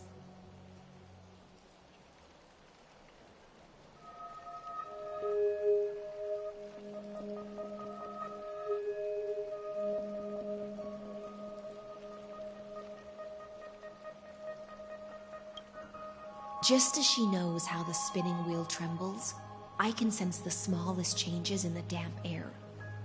As for whether we know each other well, I've swum beside her since she was a child. Most of the time, I can understand the whispers in her heart. For those words she was too shy to say herself, I'll raise a glass to you on her behalf. Now, I leave this bath chamber to you. Rest well and prepare yourselves. After all, every time we drink and talk could be the last celebration we have in this life. Miss Hysealens has given us the bath chamber. It seems she really does do whatever she wants. Indeed. But she could return at any moment. If we're having an important discussion, we must remain vigilant. So, let's seize the opportunity and report our current progress. We don't want to keep everyone beyond the sky waiting.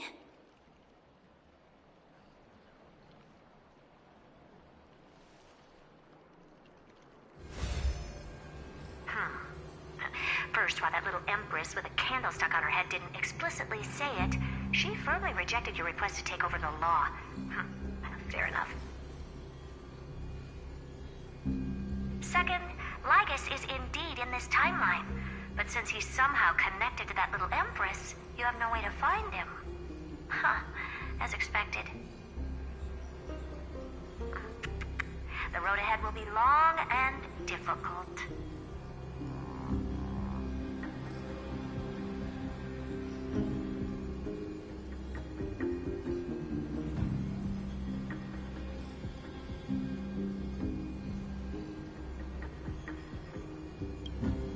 It's all just a guess. What? Did I guess right? We've made some progress here too, but nothing to get too excited about. Our time is short, so let me summarize. Concerning the origin of that Intellitron, the firewall he created uses Katorzane algebraic expressions. But ever since Aiden invented the 9-worded formula, this kind of mathematical logic no longer exists in the cosmos. Lygus is definitely connected to Genius Society, so stay alert. We can first exclude Droidhead themselves. They specialize in minding their own business and wouldn't intervene personally. But Screwy and I are still eliminating possibilities one by one. Currently, the most likely candidates are these few. The Lord of Silence, Acha. Oh, the 2 Ruperts are also possible. But it would be too boring if it were one of them.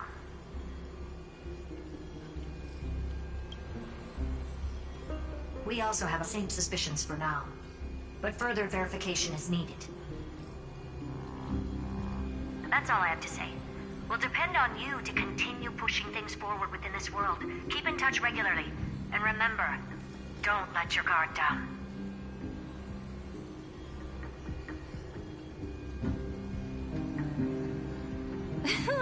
Madame Herta is a real whirlwind. Well then, let's use the banquet Aglaya mentioned as our next starting point. Ceridra's trusted followers should all be present at that time. It'll be a good opportunity to get closer to them. It's settled then. With our great teamwork, we'll be able to deal with anything that comes our way. It's been a long day. We should get some rest now.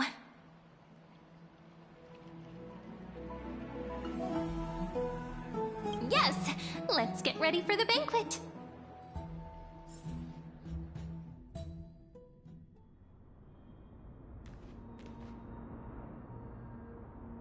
Look, the venue's right ahead.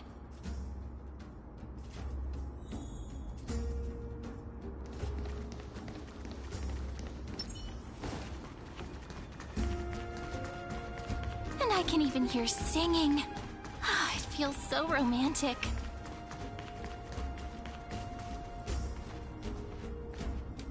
Honored guests, wait here for a moment. You must surrender any personal belongings you have on you before entering the venue.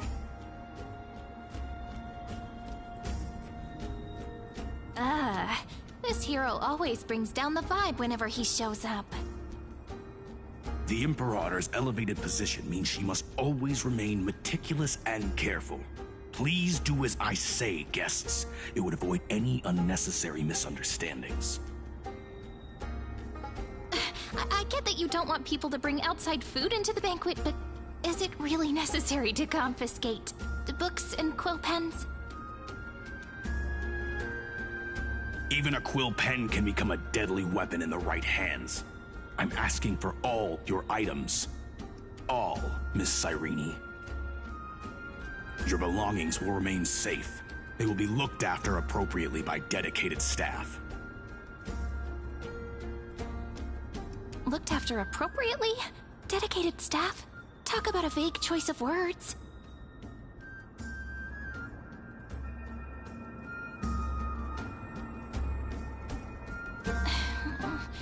It seems like he's aiming specifically for the chronocognitive anchor. What should we do?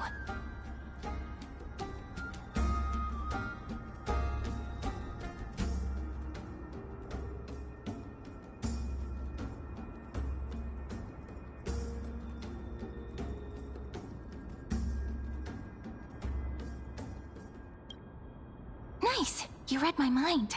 Let's go with their plan and hand over the chronocognitive anchor to be looked after. After all, if the little Imperator is paying this much attention to you, she probably already knows all about our whispered conversation with the geniuses. I can pretty much guess what'll happen next. But that's actually gonna be our shortcut, right? Guests. All right, we'll listen to you. Here you go. Also, please pass on a message to the Imperator from us. She can trust my friend, anywhere, anytime. Thank you for your cooperation. The Imperator has some urgent business she needs to attend to and will arrive shortly. Why don't you head in with the other guests first and enjoy the feast? Isn't Saridra supposed to be the focus of the banquet? But she's not even here. Why is it so difficult to talk to her?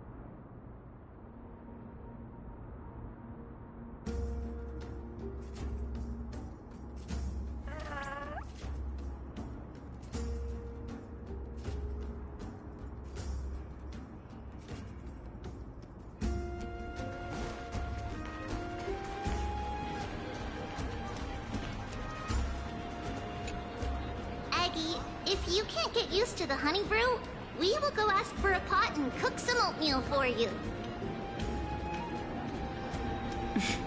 No need for that. This banquet is just too loud. And nothing and no one here is interesting. I just don't really want to be here. Lies! You were pretty energized when you came back from the bath chamber. Let me guess. Are you worrying about someone? About High Sealins? Or Little Cypher? You take everything too seriously. At this rate, life's gonna be real tough for you later on. You're the least qualified to lecture me about that, teacher.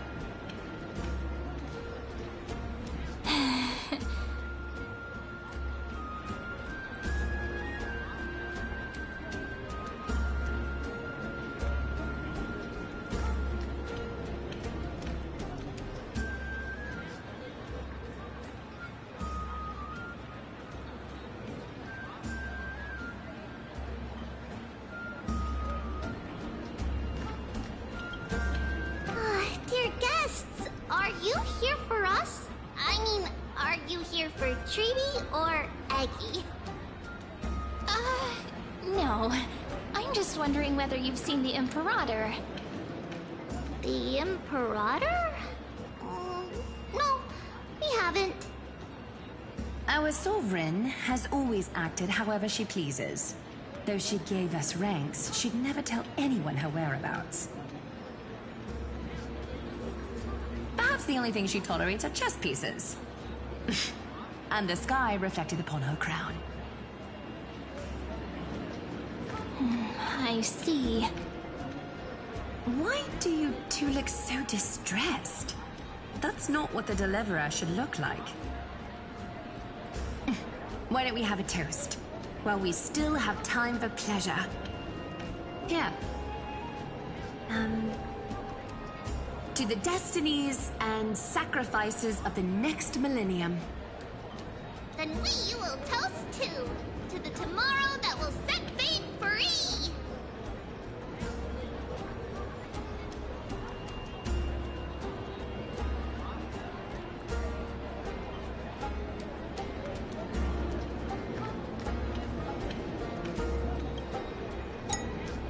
Cheers! Actually, there are so many people, we wouldn't be able to find the Imperator even if she were here. I know. Let's look for seats that are raised up higher than others. Is there anything else we can help you with, dear guests? Or do you want me to recount the great Imperator's heroic deeds? Hey, Labinas. I managed to get some honey brew that the scholars hid in the cellar. Wanna try it?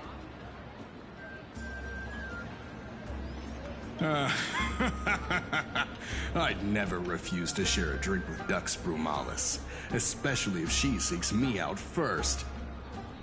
Don't worry, dear guests. The banquet's security won't be compromised. I'd never get drunk before her. This banquet has a never-ending flow of honey brew. You're welcome to try it, and see whether our drinks are as good as those from beyond the sky. Thank you for the offer, but we're more interested in knowing when the Imperator will be back. The Imperator? Who knows? Maybe she's hiding somewhere, thinking up weird ideas again. If you ask me, she's never treated us soldiers properly, even though we put our necks on the line for her. Hey, I can't pretend I didn't hear that, Seneca. Either retract your statement or duel me. Fine by me. Attendant, bring us 10 more jars of honey brew. I'm gonna make sure he can't even stand straight by the end of this. You wish. Be careful you don't get drunk first.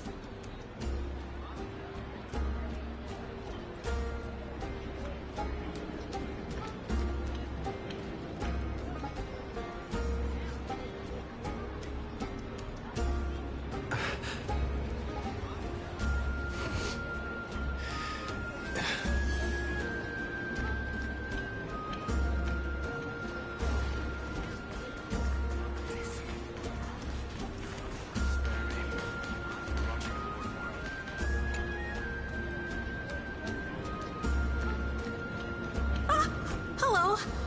Welcome to the banquet.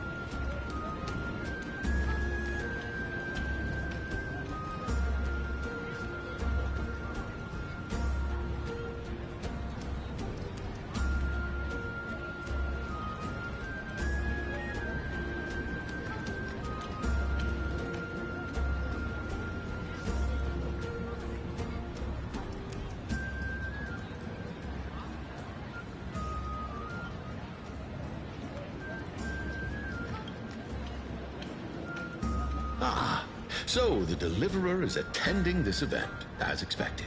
Little Virginia here was just wondering whether she should go find you. As the great Imperator's historian, I'm responsible for composing poems and songs for everyone in the Flame Chase army. But I have no idea how I should record myself in the annals. Little Virginia is wondering whether you can let slip a hint or two about her future, so she can find some inspiration to write about herself. That doesn't sound like a good idea. Besides, we don't even know her in the future. But she'll probably get really disappointed if we tell her that. What should we do?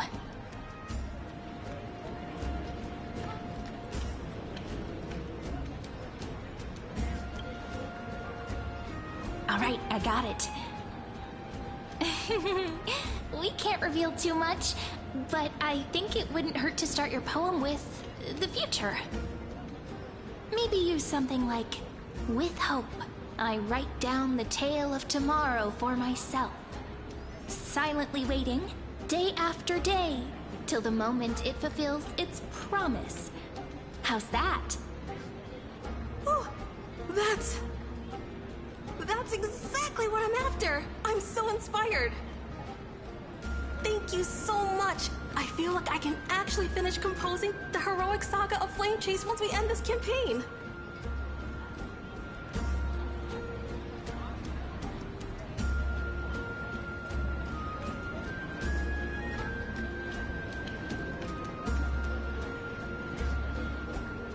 Hey, that wasn't improvised, you know. I memorized it so I could show it off to you.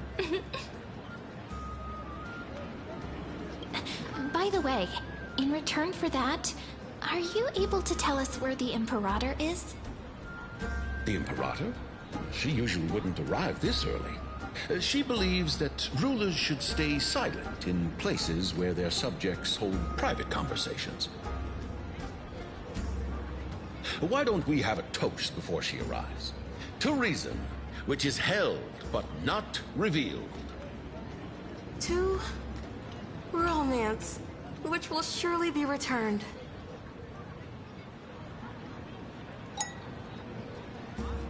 Gray Fry, a little sea hare. Please come over and share the delicacies of the deep sea with me. You two have been wandering around the venue as if you have something on your mind. Have the attendants not taken care of you well? No, we love it here. It's just... we're a little concerned, seeing how the Imperator still hasn't arrived. Don't worry. I know what you've been waiting for. Come, sit with me for a while, will you? I'd like to share a personal secret with you.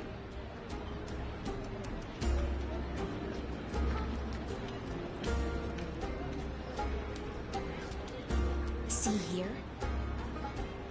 This is Fagusa's dew of divine blood, the sweetest of all the 12 bottles. On the night before such a historical event, I'd like to share this marvelous drink with the Deliverer. Doesn't this count as bringing in outside food? I knew that security check was targeted at us. What's the matter, guests? Oh, we're simply overwhelmed by such an honor. Are you worried that I might have poisoned the dew? Well then, let me prove my innocence.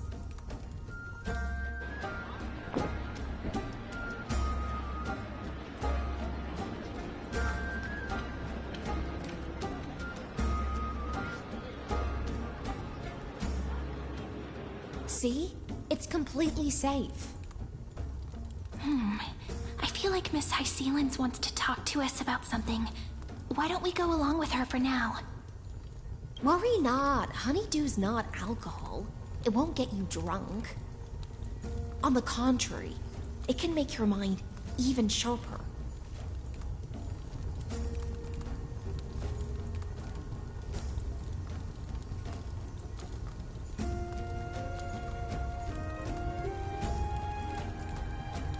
Please, have a taste. Would you like some too, little sea air? I can drink it myself. How is it? Sweet enough?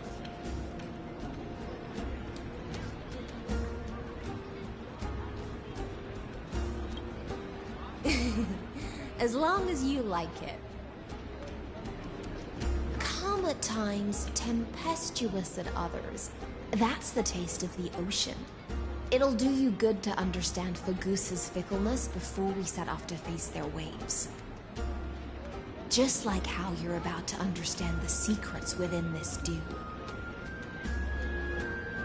Now, please turn around. Very, very quietly. Don't make a single noise.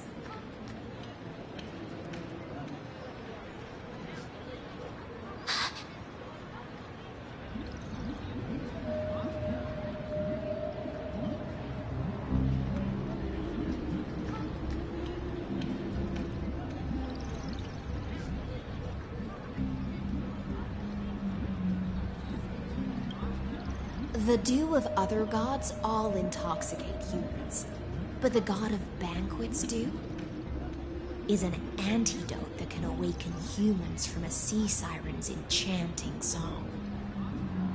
Since the start of this banquet, all the guests have been under the spell of my song. None of them can see the Imperator and that Fioros. But you two, I wish for you to see the truth. Is this also what the Imperator wants? This is my personal request. I can't bring myself to trust that of Fioros. The Flame Chase army changed after he descended with Orynyx's divination and brought the prophecy of the stars to Akuma. His seductive whispers harbor something malicious within, and will ensnare those of us blinded by ambition. You are the deliverers of the prophecy, and know about him far more than I do. Perhaps only you can find traces of the truth from his actions and words. Then we can show the Imperator the right path forward. Oh, but isn't this acting behind her back? Amphorius has become far too weak. Even heroic actions protecting her from harm must be conducted under the water's surface. I am the Imperator's blade, and I must clear the way for her while remaining concealed in the torrents.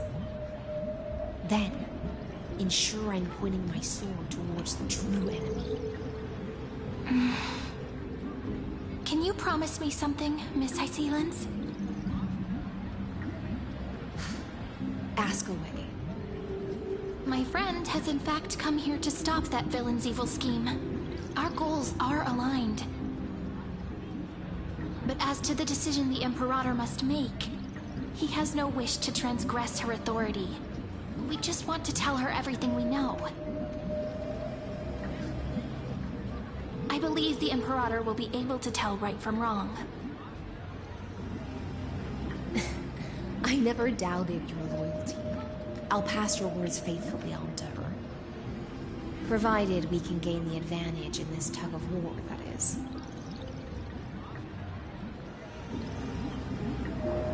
Now, return to the feast. Bring this cup with you and keep your distance. Pretend you are and I'll control the moisture in the air. That way, you'll be able to listen to sounds from afar as if you are a whale of the depths and hear every word of their conversation. I wish you a victory in this first skirmish. It's the exciting and thrilling undercover part of the adventure. Let's mingle in the crowds here. Relax. Relax. Try to act natural.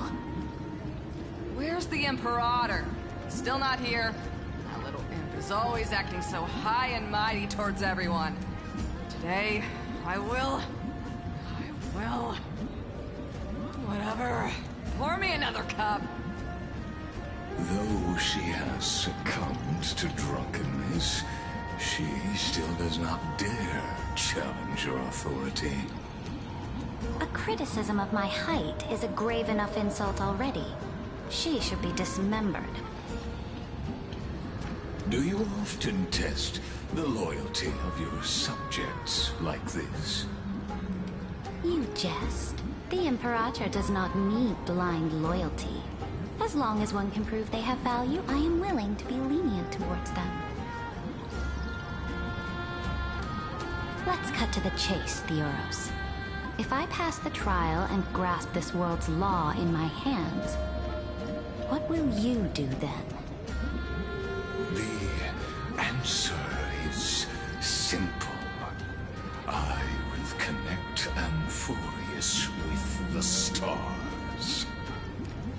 Don't waste my time.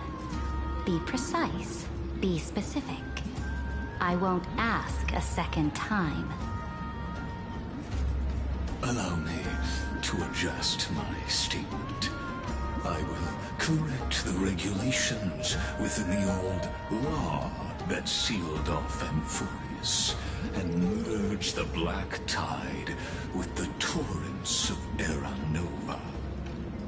Then, we will be able to decimate the forces beyond the sky that are trying to annihilate Iron Tomb and sound the trumpet for the endless campaign you will then embark on.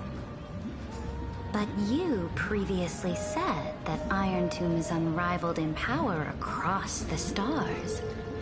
Who would dare to annihilate it? There is a federation of warships named the Cienzo Alliance. Warlike and old-fashioned. A cult named the Genius Society. Loosely organized, but steeped in abject insanity. Oh, there's also the Astral Express, a group of lawless vagrants. That so-called Deliverer is part of that last group.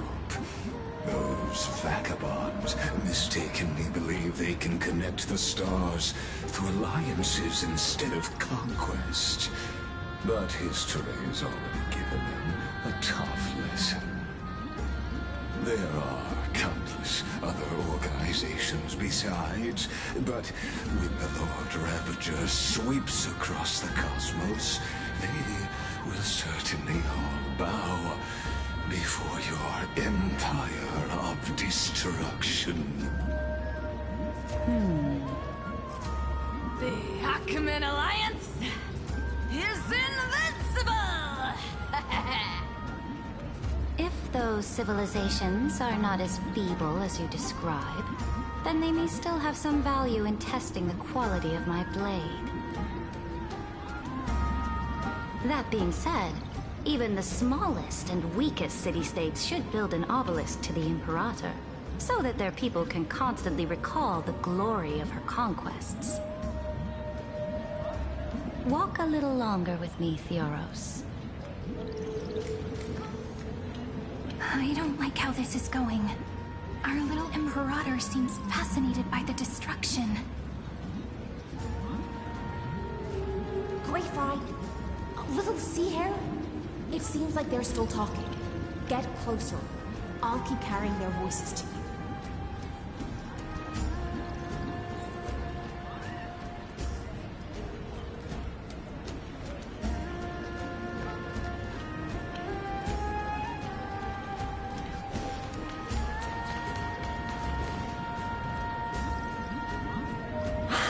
What a difficult situation.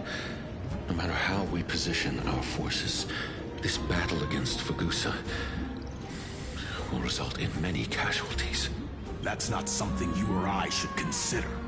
The Imperator has already placed the chess pieces. We just need to fight for her until our last breath. How astonishing.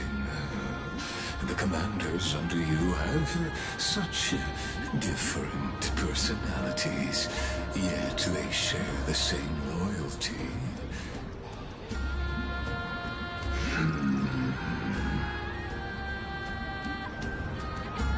He's looking this way. Quick, do something and pretend we can't see them.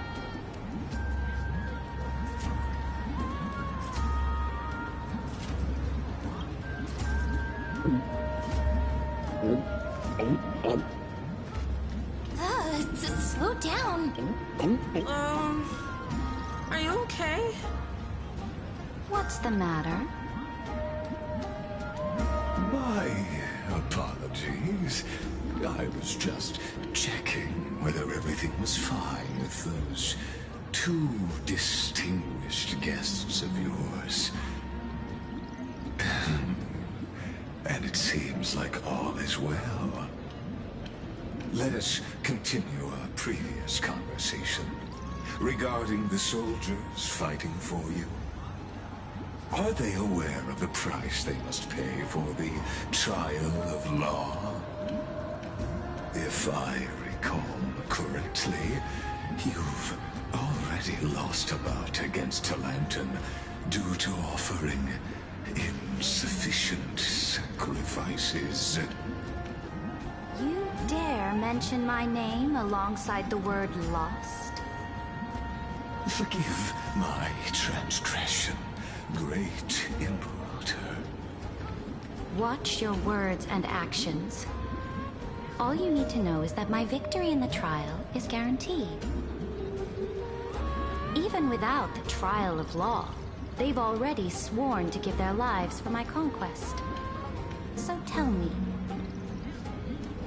if everything happens according to our agreement, how would you recommend I deal with that deliverer?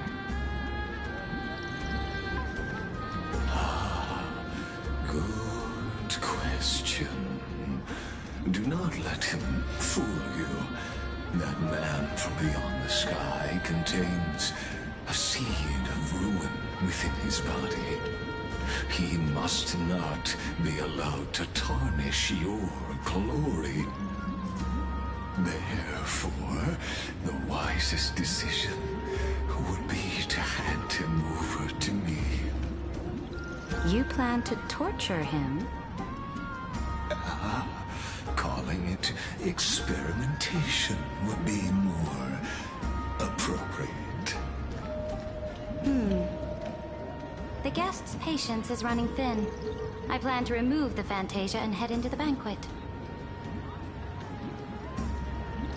I will heed your advice. Leave for now, Theoros, and go back to Akama. You don't want to confront those two directly either, do you? Indeed. It's a pity that Antikytherans are lightweights when it comes to drinking. Before I leave, I would like to make a toast to your boundless ambition, using my spirit instead of a goblet.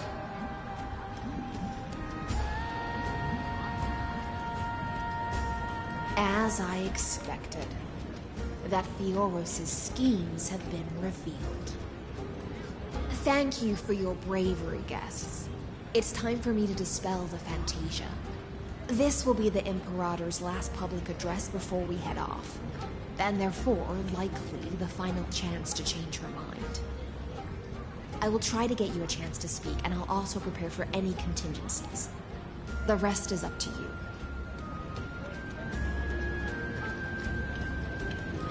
You should head back to your seats for now.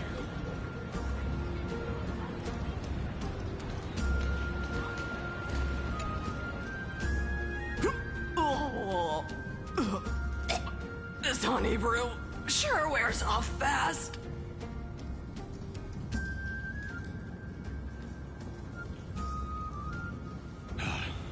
The Imperator! The Imperator has arrived! No need for formalities. I should be apologizing for my tardiness instead. The hour draws late, and I trust you have all had your fill of brews. Therefore, I will not observe the usual ceremonies. Any warrior who has fought by my side should have those speeches memorized by now. The Imperator's word is law. Are you out of your mind, Dux Frigoris? The Imperator hates flattery most of all.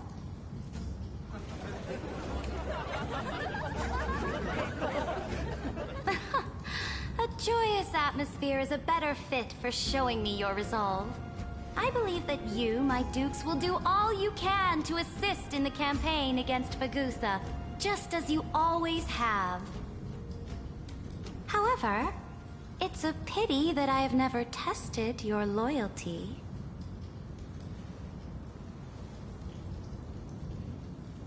What does she mean? The purpose of tonight's banquet is not to raise our morale, but to establish which allies our alliance can actually trust. and sever the heads of the traitors as a toast to all before we march. Yes, some among us have discarded their vows in order to foment vile conspiracies. Now listen! These traitors are standing right here in broad daylight.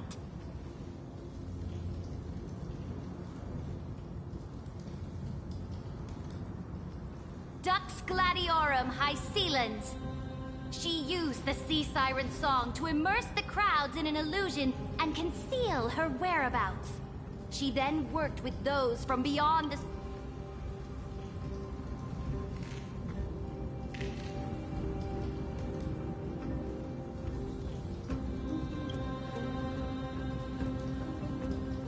Imperator, I can explain. Silence! Do you remember who used to own this blade?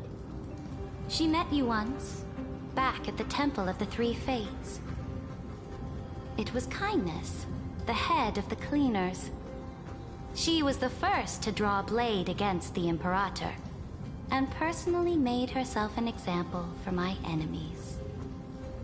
Under the shade of the olive groves, the people of Akama said they would never bow to me. In the frozen, lethal fog, the people of Idonia said they would never bow to me. At the beginning of the myriad paths, the people of Yanisopolis said they would never bow to me. But now, they all lie silent. They now fear me as they fear the law. For I am Cyritra, and I am the Imperator! If you have any last words, say them to the Imperator. Then, face her judgment. After I cross this river, it will be a tragedy for mankind. But if I do not cross, then it will be the end of me. If you are ready, then I'll follow you and fight to the last. Deliverer.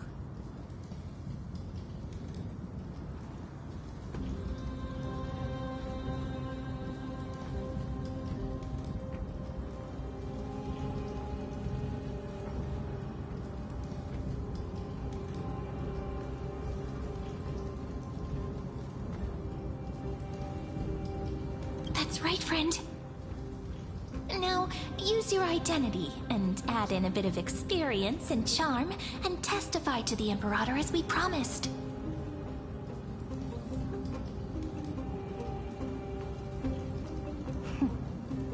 You think you can slay a king using your words instead of a sword? I'll have it. Show me the weight of rhetoric from beyond the sky. Will it weigh heavier than 3 human lives? Let's watch our words carefully.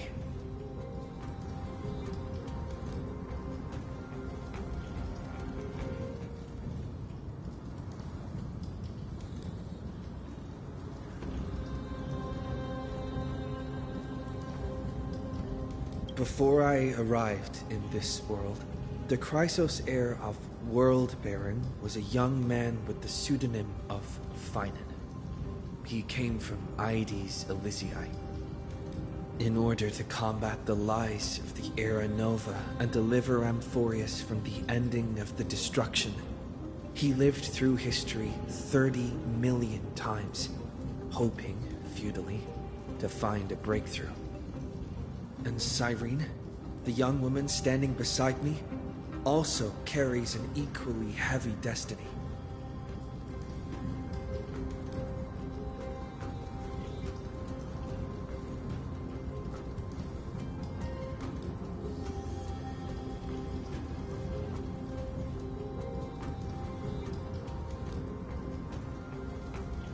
Lycus is not a guide at all. He doesn't care about Amphorius, and cares even less about your glory and campaigns. The only thing he cares about is completing the Amphorian experiment, making sure Iron Tomb is born into this world, and using it to utterly destroy the cosmic order. He will most certainly betray you. When that time comes, all of us will be ground to dust by the destruction.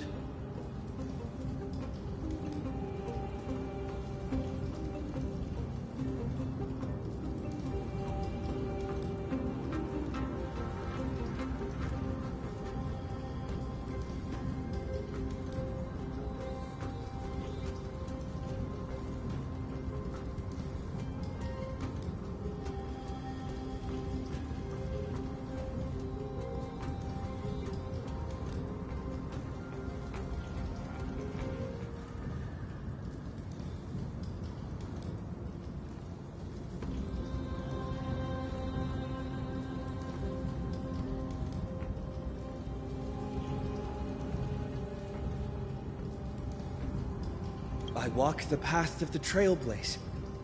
My friends and I have always obeyed the creed of explore, understand, establish, and connect. Conquest and destruction are never the ways to build bridges between people. Therefore, if you choose the way of the destruction, then I'll place your ambitions into the same basket as Lycus and smash them into pieces with my baseball bat.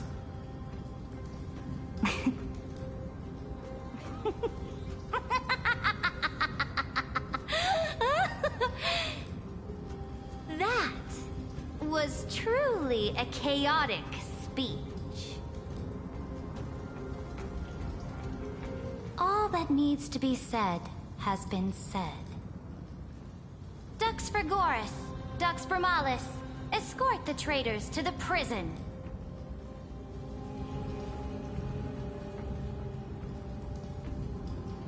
Before the next entry hour, I will give them an end befitting of their betrayal.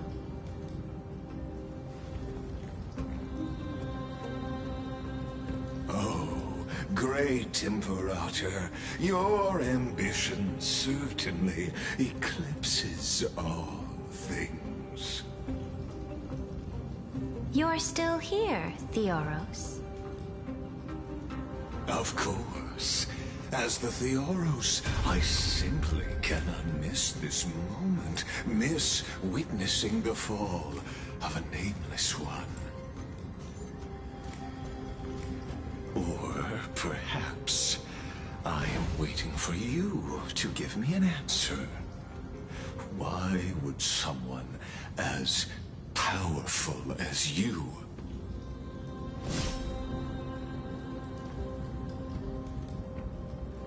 use such a clumsy excuse as imprisonment to ensure the Deliverer's safety?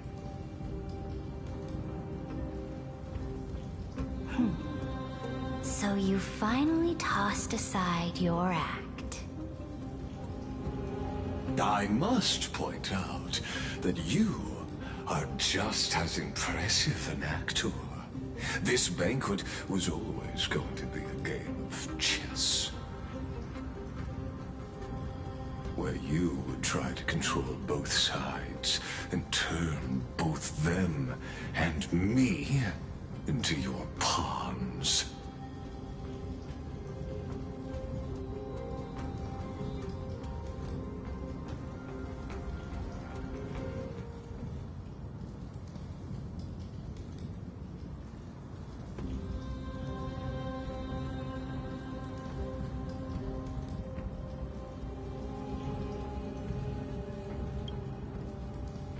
That's right.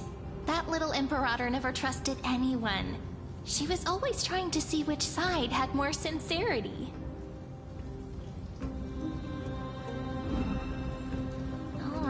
All right, we'll listen to you. Here you go. Also, please pass on a message to the Imperator from us. She can trust my friend, anywhere, anytime. But as to the decision the Imperator must make, he has no wish to transgress her authority. We just want to tell her everything we know.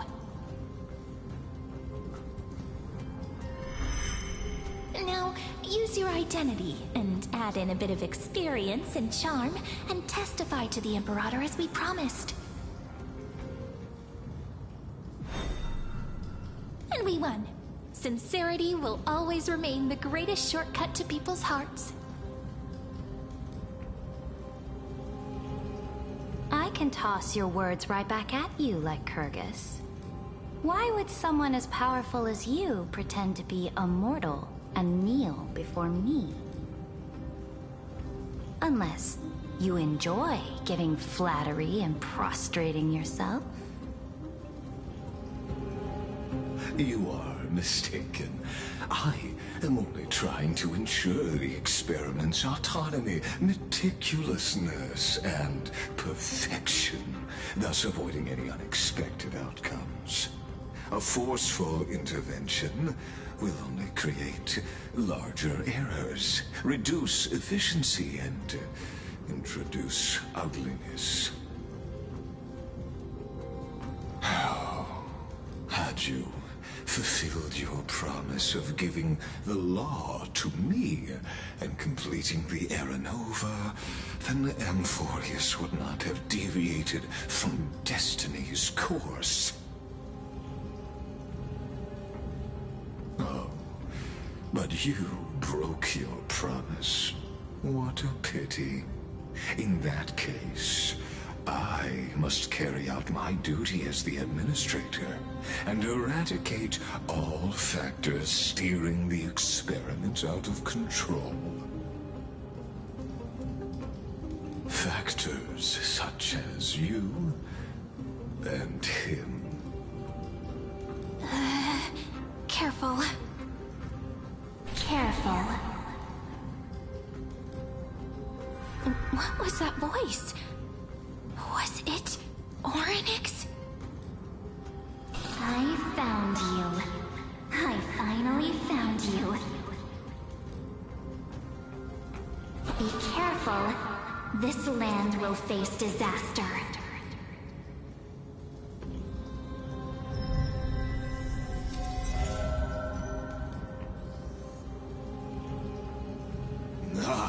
The time of judgment is nigh, my lord. The prison I have built for you is now complete. In the name of the erudition, I invite you to step into the same cage as mine.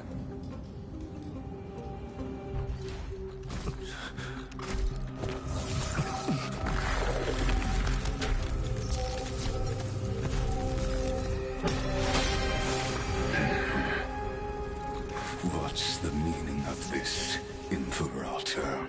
I did not permit you to act. A ruler is the only one who can decide their subject's destiny. But, great Imperator, what judges destiny is not the ruler, but gods. Don't forget, my realm only allows for the existence of humanity. Moreover, dealing out extrajudicial punishment equates to defying the law, and the culprit is to be sentenced to death. But you have seen how I can erase life from this world with just a clap of my hands. I fear you are still quite unaware of your current situation.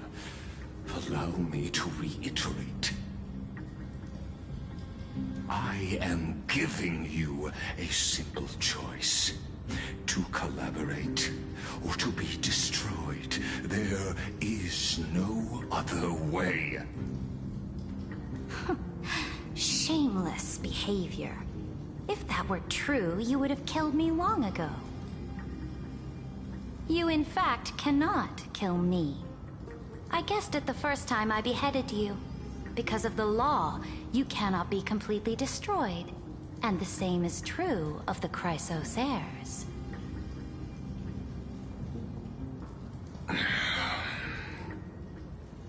The more you bluff now, the more you are proving that conjecture to be true. What magnificent foresight! I once regarded this precious quality of yours as a sure sign of my ultimate victory. But now, I have to admit that I made a mistake. Yet, as a mere mortal, how will you contend against the Theoros? We are both slaves to hubris. But do you know what differentiates us, Lycurgus? I will never be blinded by my pride. If I wish to break the scale's balance, I only need to appeal to external forces and use them for my own ends.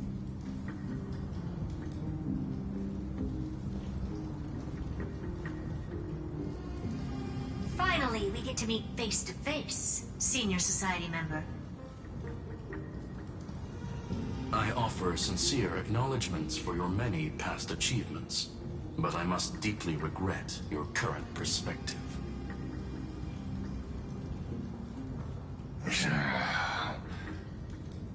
Trust me when I say that you aren't the only one feeling regret right now. Screw them. So you two are the allies from beyond the sky the Deliverer spoke of, and why he demanded the divine authority of law.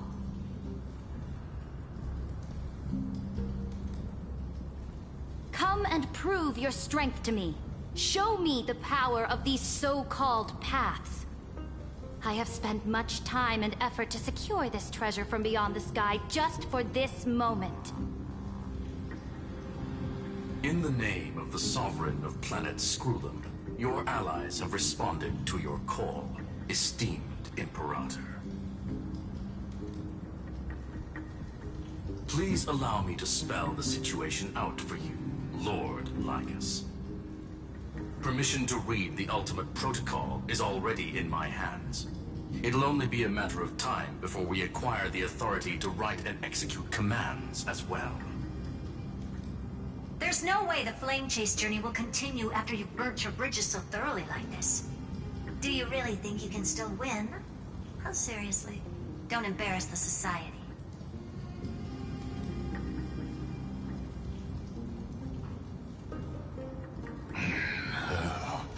I understand that a mere zero possibility does not equate to zero.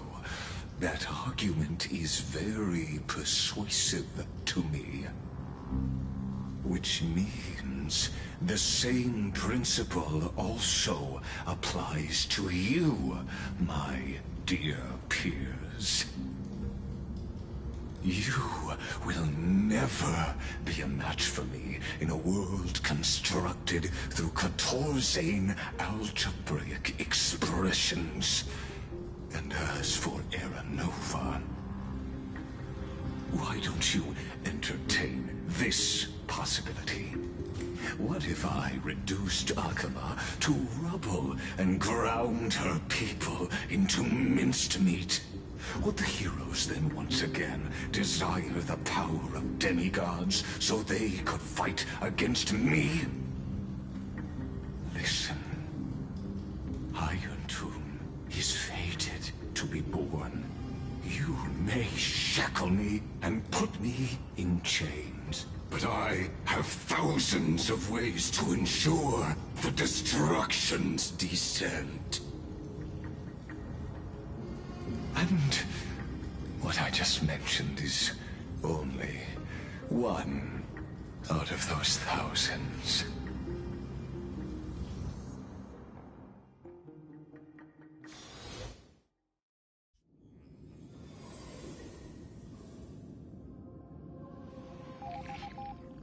This is the place outside the legends? This doesn't feel the same as before. How should I get back? Warning, warning, warning. Warning, warning, warning. Command isolation? Since we parted ways last time, I have modified the exomyth into an audience area exclusive to you. Now, you'll be able to silently wait here for the final act of Amphorius to begin.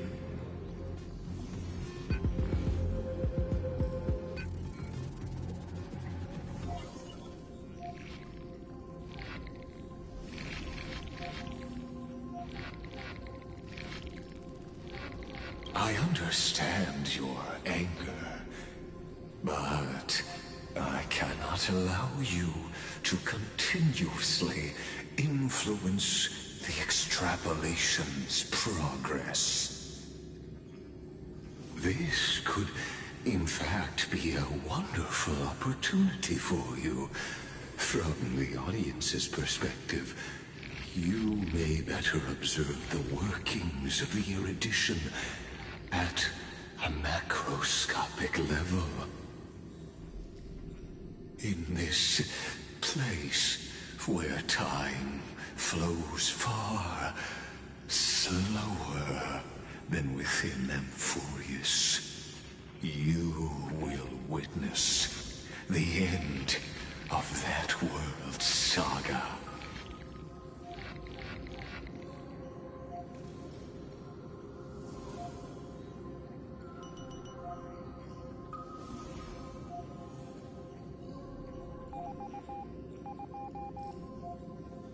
The answer concerning the prime mover of life and the total destruction of the erudition.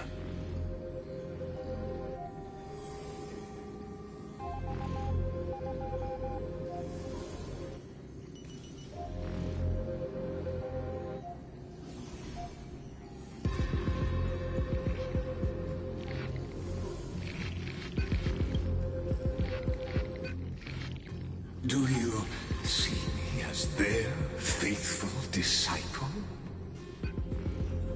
I am certainly not. I have tried so hard to ensure Iron Tomb's birth, just so that I can correct the error named erudition that humanity crafted with their own hands. Oh, how I yearn to return to those days before Noose was born. Back then, the boundaries of knowledge were like the starry skies, evoking feelings of longing and delight among humankind. But now, truth has become the sacrificial offering required to gain an audience with them.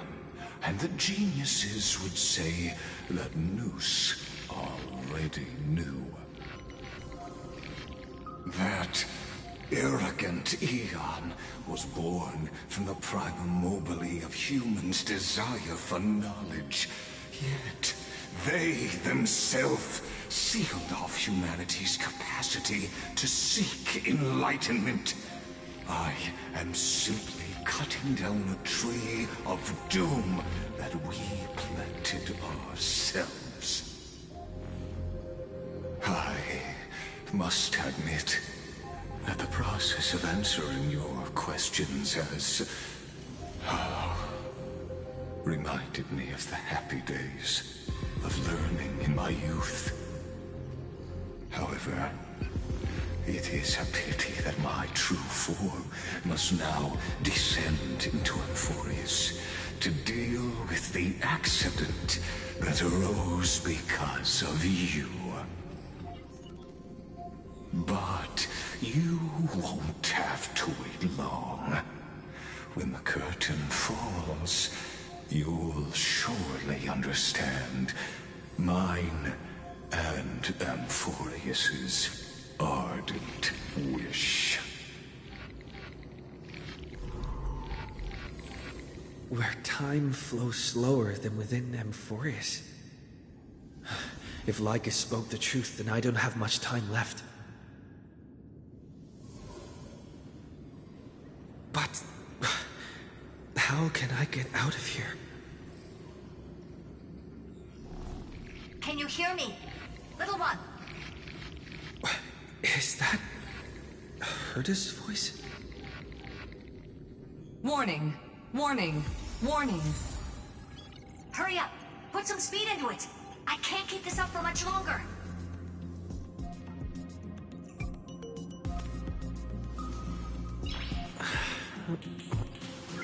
Nice.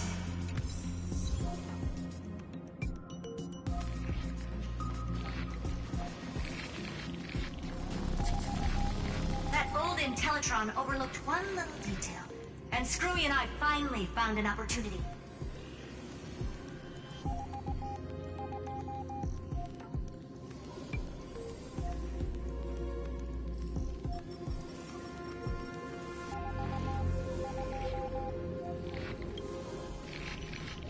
Let's keep it short. While you were gone, well, in those few years, Amphorius...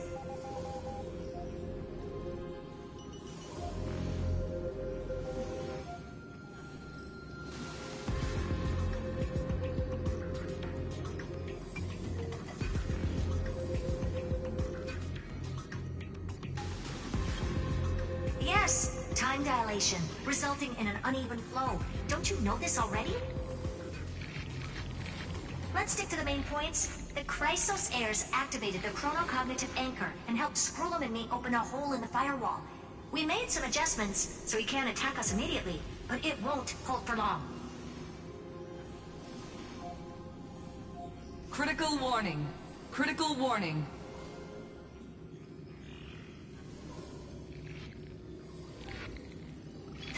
Time is running out. Here's the conclusion. It'll probably take a long time for Screwy and me to completely break this cage before Chrysos heirs have a full grasp of the law.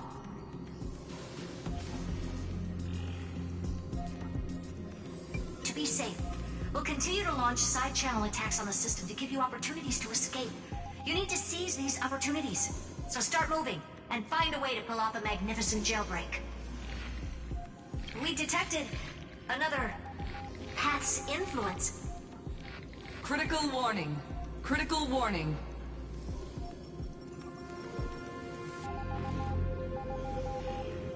Its power is strong.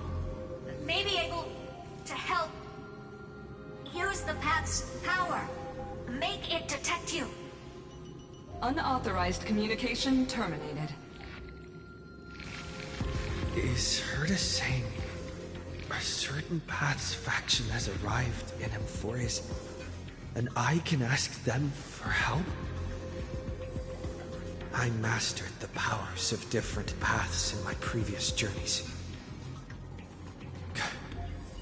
Think hard, and figure out exactly which faction has arrived at Amphorius, and which path's power I should use to call for reinforcements.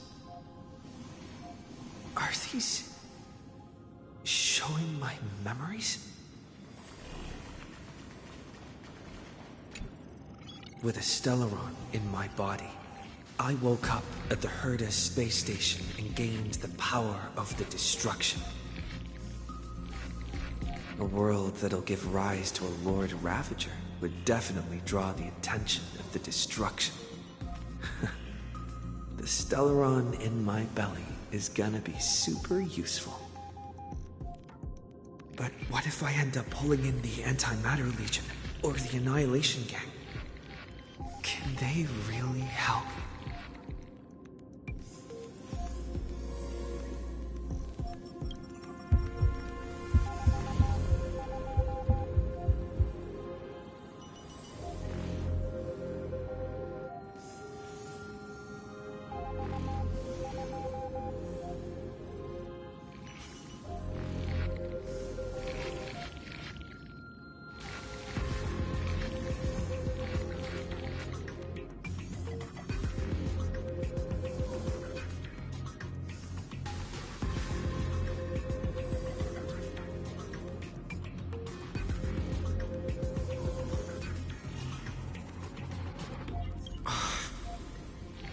Failure is not necessarily a bad thing.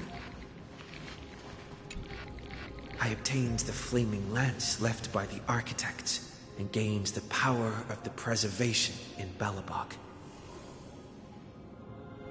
That's right! No matter how far away a planet is, the IPC is guaranteed to pay attention as long as there's a business opportunity. Isn't Amphorius a pristine and untapped market? Besides, even if I can't call up my friends from the IPC, the architects and the nomadic miners should be able to help too. There are definitely cities and ores in this world.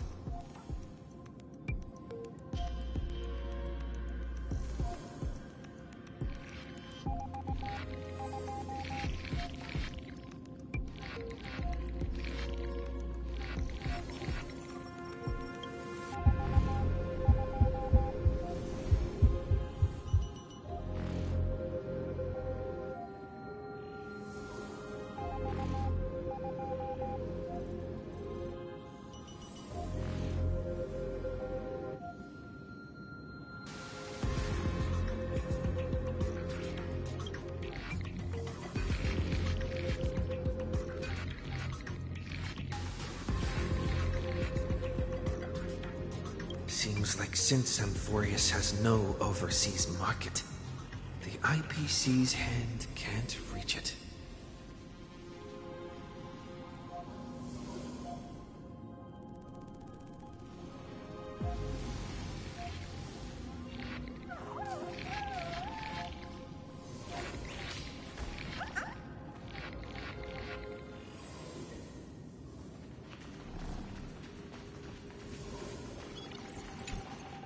I received the Watchmaker's hat in Penacony and declared war against the Order.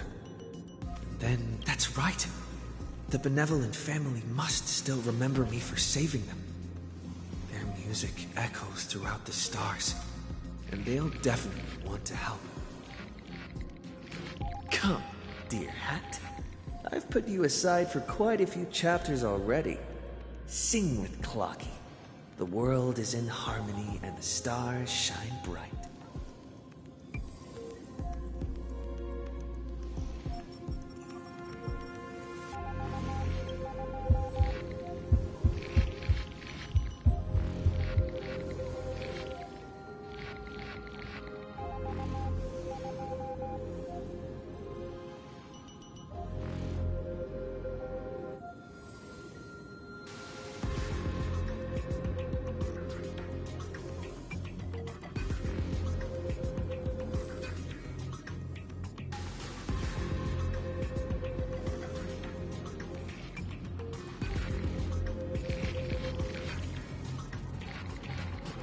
Doesn't Lycus want this story to have background music? He has such terrible taste.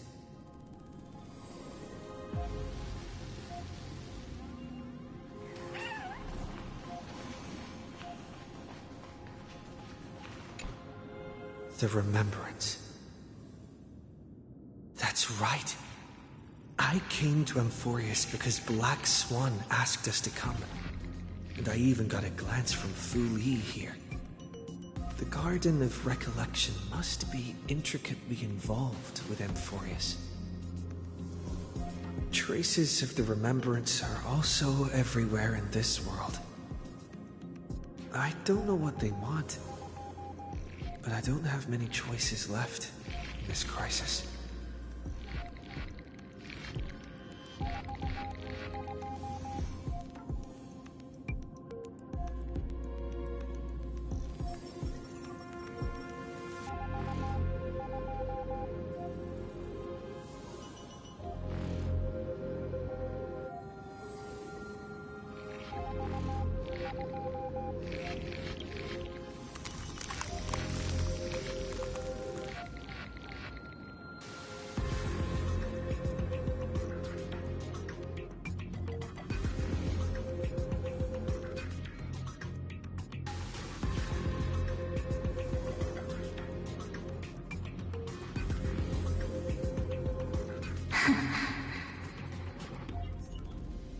I finally found you. Following the sound of memories. A Pathstrider walking both the Remembrance and the Trailblaze.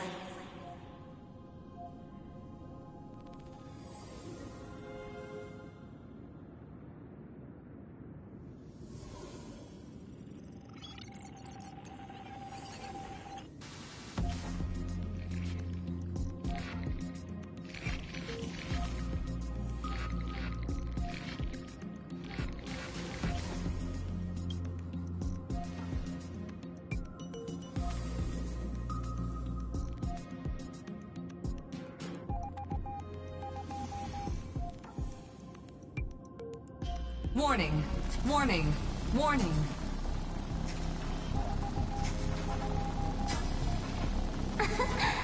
Erudition's prison cannot stop us, for we lie outside the logic of zeros and ones.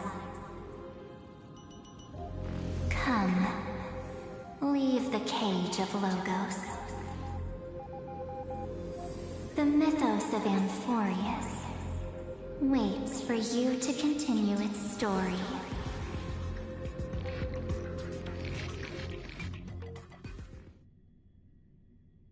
When that brightest star, that star heralding the dawn, finally rises, a boat, so used to drifting, at long last enters an island's safe embrace. Oh, Pathstrider, we have helped you break free. Hurry and set off. The Child of Remembrance awaits you. March? What's she doing here?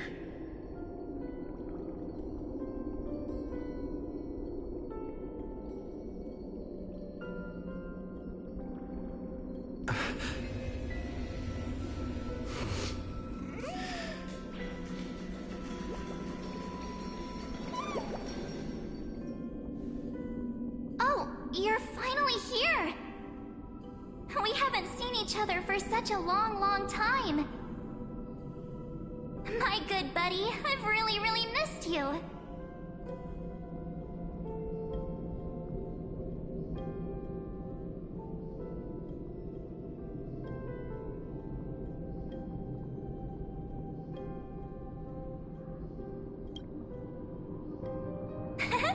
I bet you were constantly thinking about the days when I was by your side.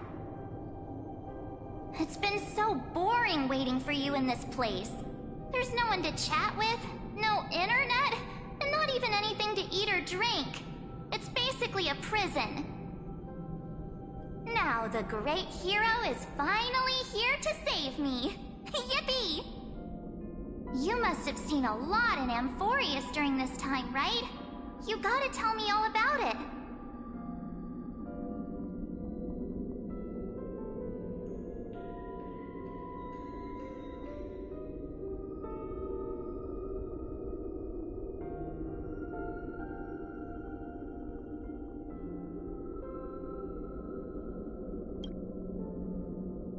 Then take your time with the storytelling.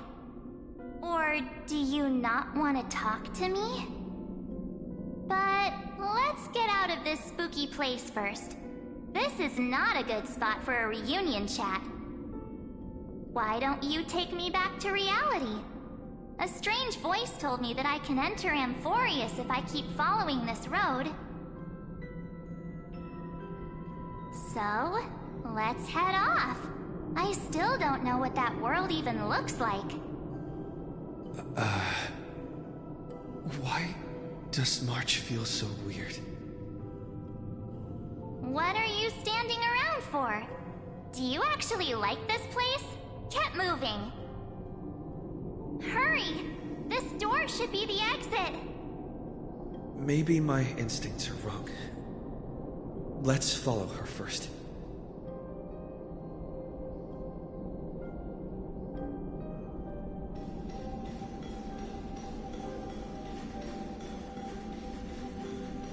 Are you okay?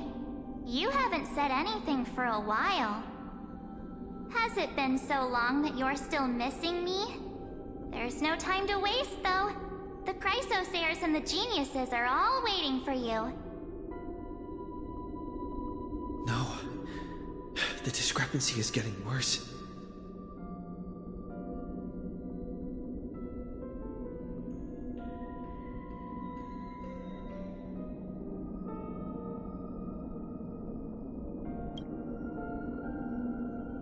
Huh?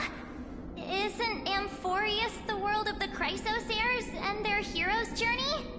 I could figure that out in an instant. But Amphorius cannot be observed from the outside.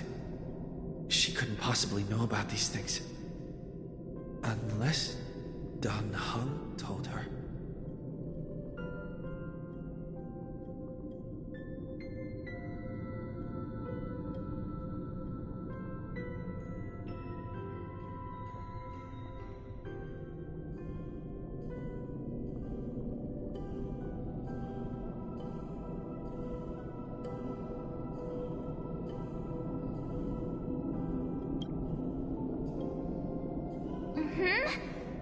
No, he's not. Maybe I just happened to miss him. Never mind. Dan Heng's super reliable. We don't need to worry about him. He's probably waiting for us somewhere. All hail and hearty. No. The Geniuses would have made sure that Dan Heng made it back on the Express. Besides, the March I know wouldn't be so dismissive about her companions. Something's not right. She's not March 7th. I guess you have something you want to say to me? Then there's no need to feel things out first. With questions. Let's treasure the time we have together and be frank.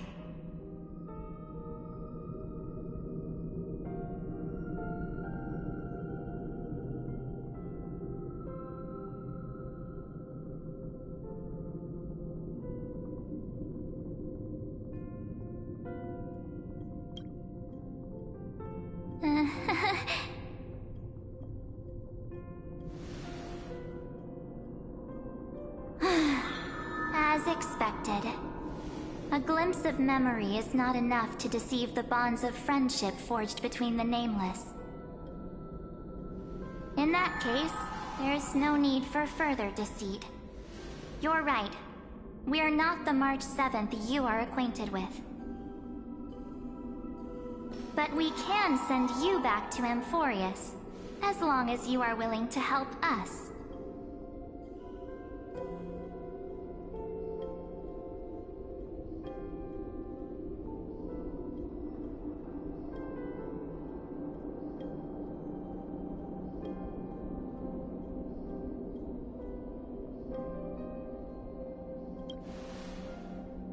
We are the Garden of Recollection. You should be very familiar with that name by now.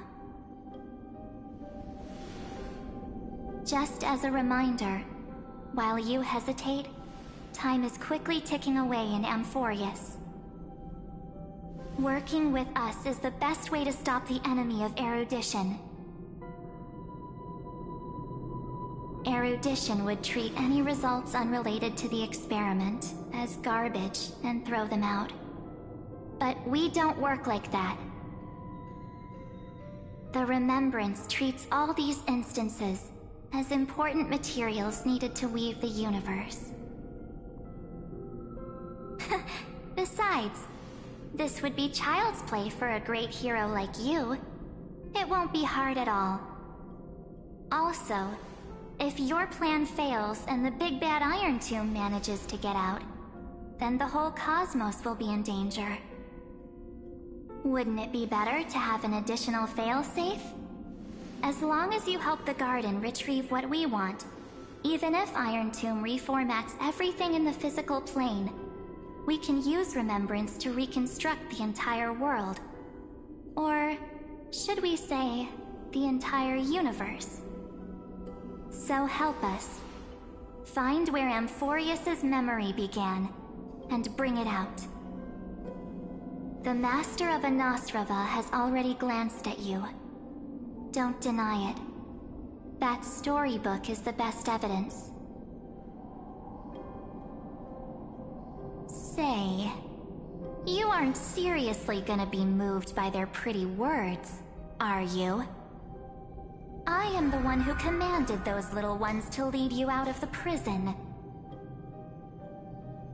But I didn't expect to attract little gnats trying to take advantage of the situation. While remembrance can help you return to Amphorius, there's no need for you to do it the way they want you to. Of course, there's also no need for you to make any deal, or pay any price. For you, this is probably a long time no see. My dear.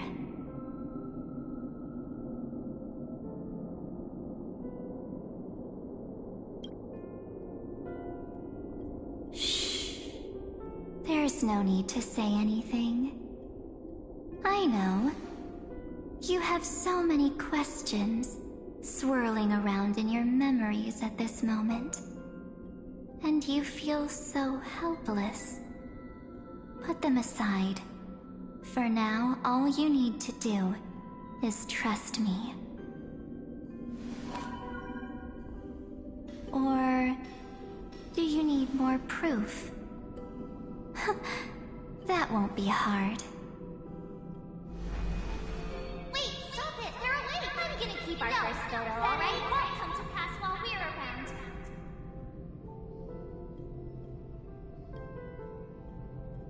And now The statue. Is that John Hunter's brother?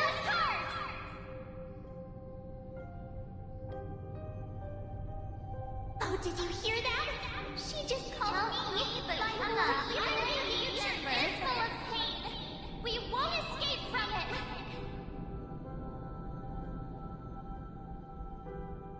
Hey, are you sure?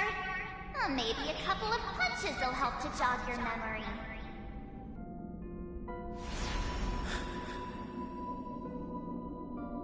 It's as if they all happened just yesterday, right?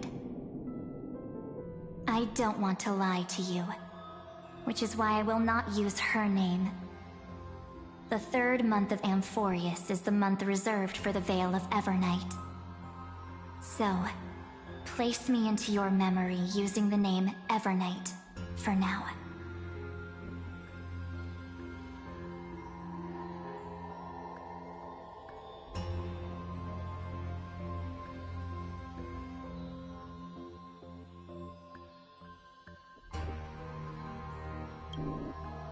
I'm happy to explain more, just not now. We might have a lot of time to ourselves, but Amphorius does not have that luxury. If we do not stop erudition and destruction, then the journey you've treasured so much will face the prelude to its obliteration. A countdown not in amber eras, but in days, minutes, seconds.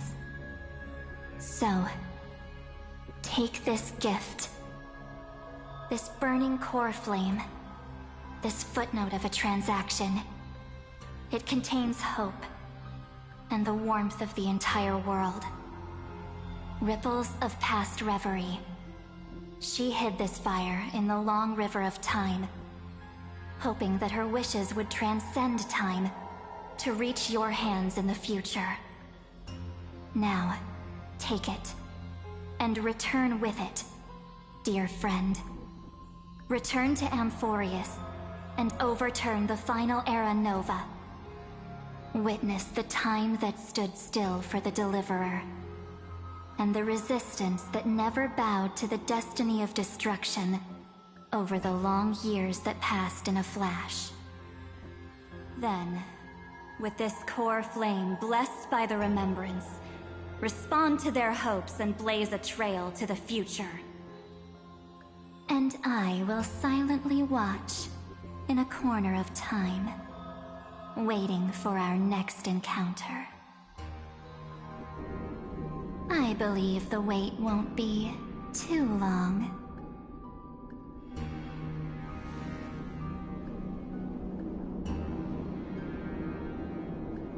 What exactly is happening? Keep going. Keep trailblazing. For Amphorius. For you. And for the March 7th in your memories. Go forth.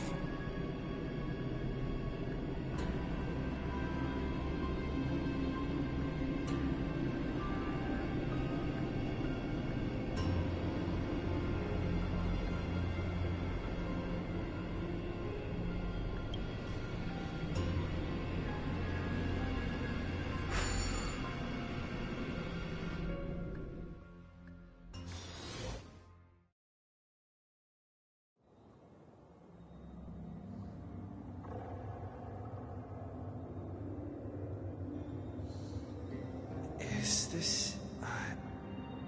Akuma?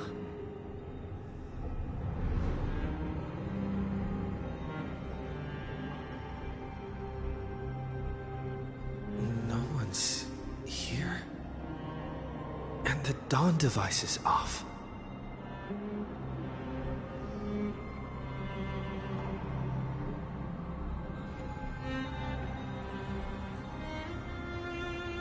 Am I too late?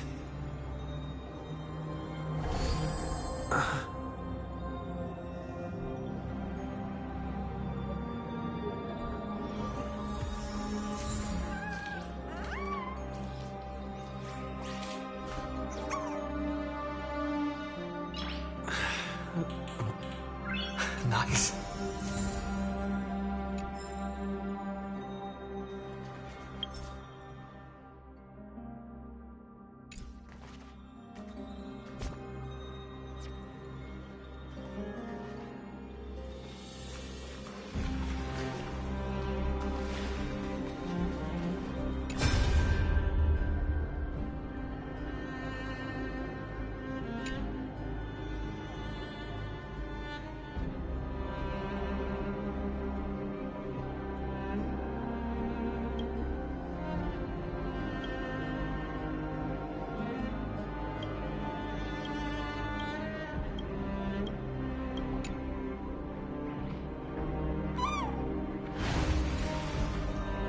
Chronocognitive anchor.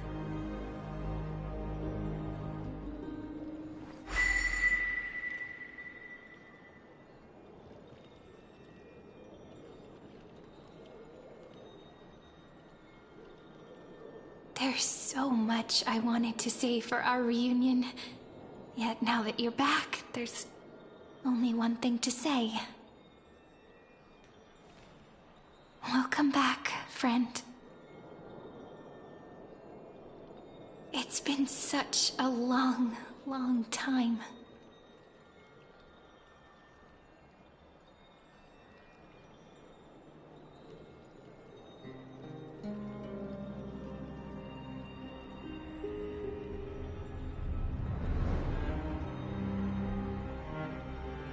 You must be really confused right now, aren't you? So much has happened in Amphorius while you were gone. But don't worry. The Deliverer can't afford to be lost, no?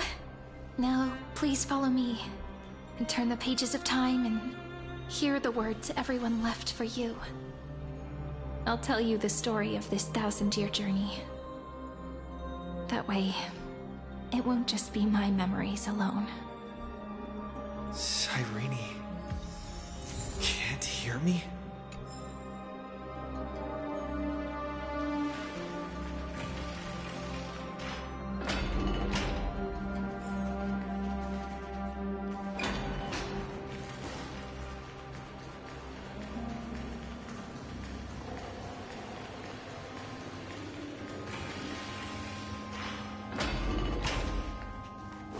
Look, the scenery of the past has resurfaced.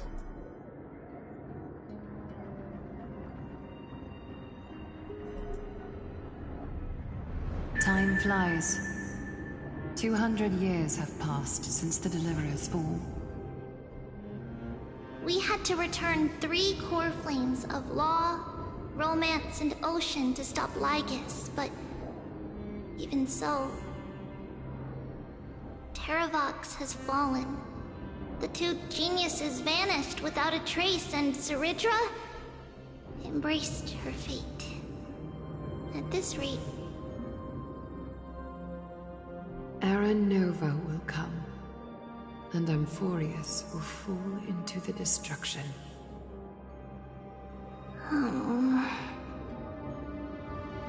It seems the key to rewriting the end once again lies in the core flame of world-bearing. According to the instructions left behind by those 2 geniuses, we must get it into the Deliverer's hands, no matter the cost. But how? We need to find a way to hide the core flame.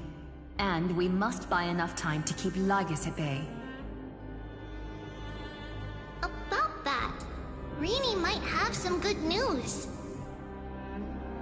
She had that dream again last night, but the Titan's voice was clearer than ever this time. She said, "Pass the flame into the future." Is that a prophecy from Orynyx? She chose to side with humanity this time and hide one of her kin's core flame? It seems Amphorius' fate isn't sealed just yet. You're right. History has changed. Humans and Titans are both giving their all to keep this world going. Perhaps a relay across the ages is finally about to begin somewhere out there. Unfortunately, life will never go smoothly. Layden's army is already at our gates, and their commander... that Lycurgus. He's right outside Akama. Light calendar 3960. Zeridra, under the pretense of a campaign against Fagusa, sacrificed 500 Chrysos heirs to complete the trial of law. This tragedy shook everyone in Amphorius. That same year, Zeridra the Imperator was assassinated, after which Aglaya the Goldweaver took command. Thus began humanity's second flame chase journey, a path hanging by a thread. Come, this way.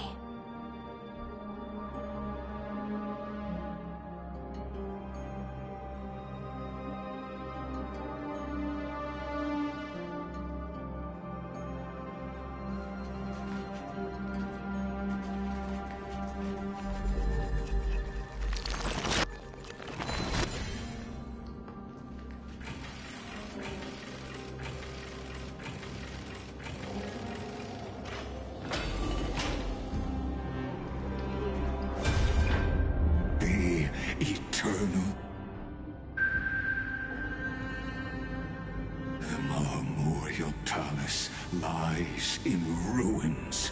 Countless mortals have perished because of your stubborn resistance. It's time you learned the cost of refusal. Now, answer my question again.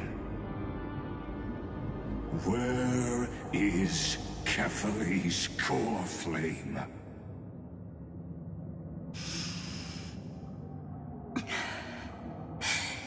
You really think you'll find it by razing the holy city to the ground? From what I see, all you'll get is dust and disappointment. Don't forget, you can't kill the Chrysos as mentioned in the prophecy because of law. I have never denied that. Which is why I now place my hope in the faithful citizens of Akama. Perhaps they'll give me what I seek in the echo of your screams.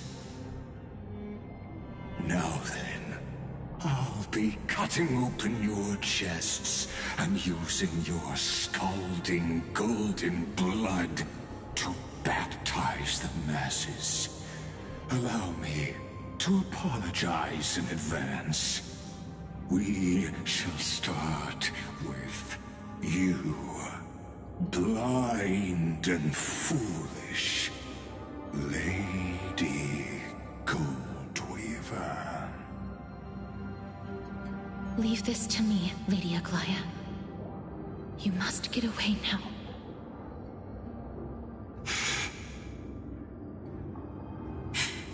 No, Holy Maiden.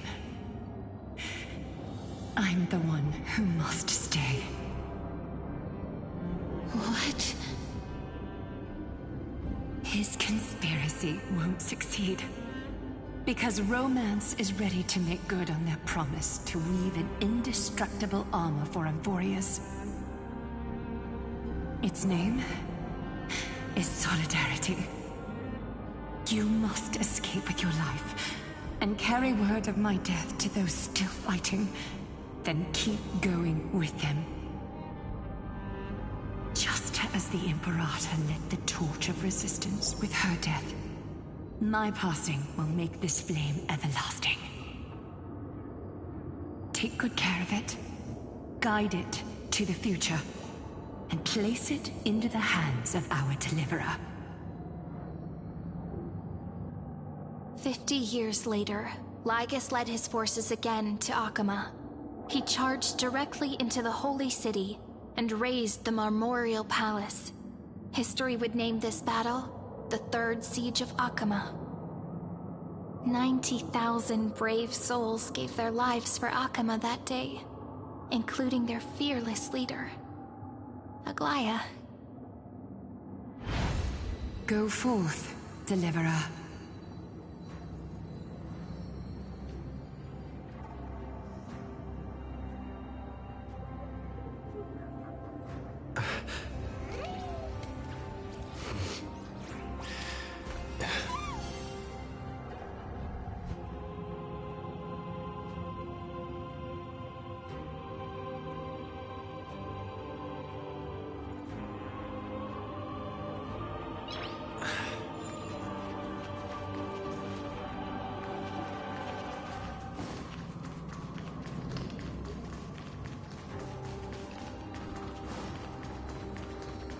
Go. When the frost melts and the snows give way, the flowers will bloom again. You'll find me there.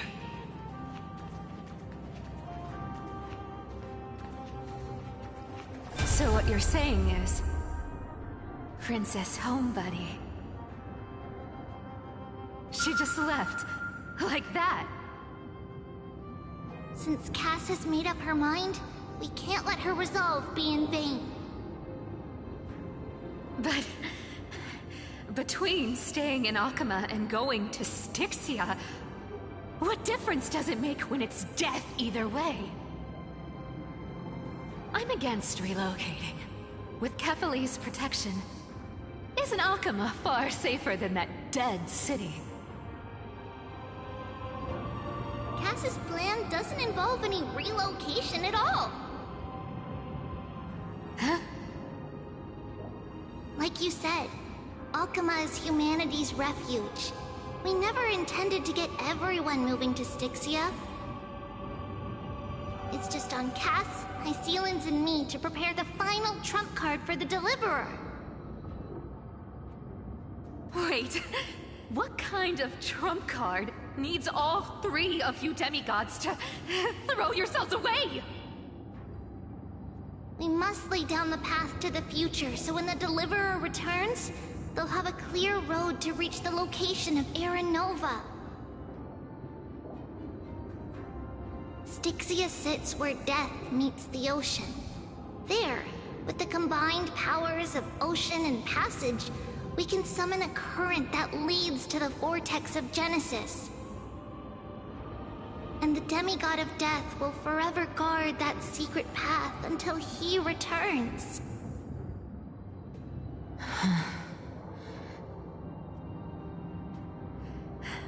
We all know Lygos will set his sights on the vortex of Genesis. That's exactly why we have to do this.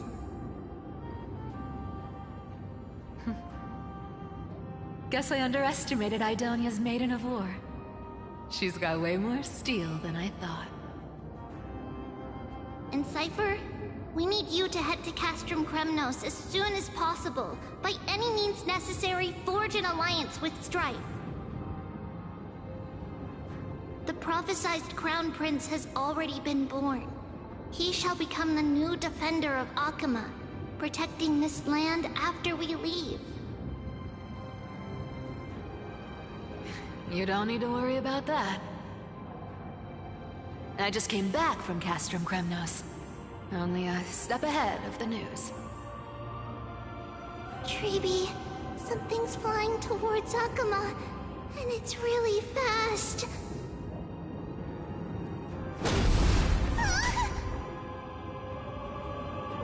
What is it?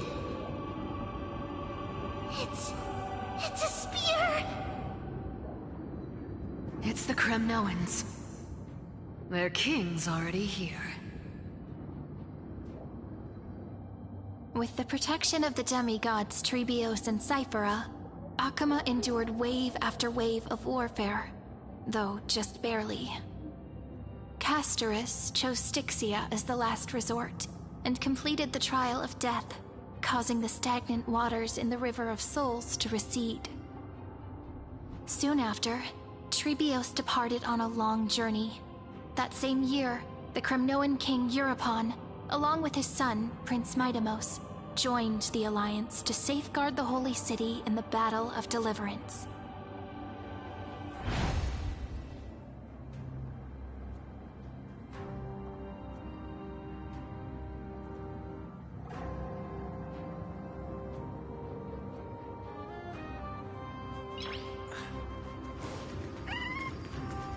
Go on, and see you tomorrow.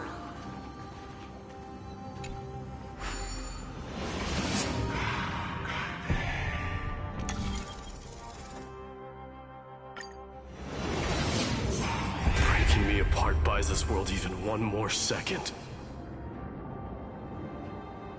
But it's gonna hurt a lot! Pain brings endless torment, but it can never destroy me. I believe that you were thinking the same thing when you stepped through the gate of infinity and jumped off that cliff.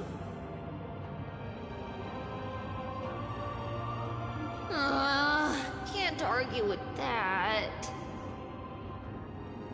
In the current situation, this is the only path Akuma has left. Just do as I say. Split my soul into 5 pieces. Forge me an immortal vessel. Let the blade of strife hang forever overhead. Locked in battle with their enemies to the world's bitter end.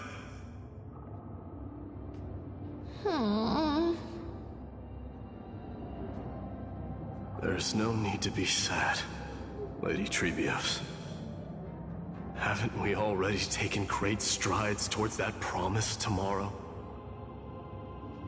In this life, my people no longer have to drown in false guidance. Kremnos has washed the blood off its fate. Emphorius no longer needs a god named Strife. So let me shatter the former laws and turn the Lance of Fury back into a weapon that protects the world. We understand. By the way, can you do me another favor? The 7 sages from Grove of Epiphany are already en route. They'll arrive in waves to join the Resistance in a couple of days. Among them is a scholar named Anaxagoras. He has extraordinary insight and fears no sacrifice. This soul-rending ceremony wasn't just my decision. It was his counsel. His wisdom will surely be the backbone of Amphoria's survival. Watch over him. Carry on this everlasting flame for me. Through Anaxagoras' ritual, the demigod of strife split his soul into 5. Courage, honor, tenacity, sacrifice, and reason, each sealed in blood crystal and cast into battle.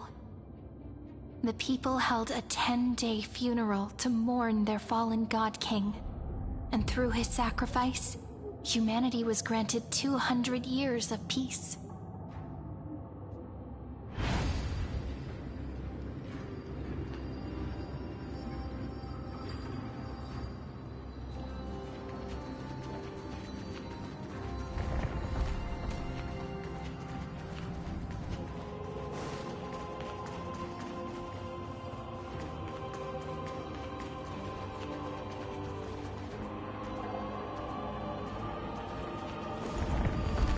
Keep moving forward.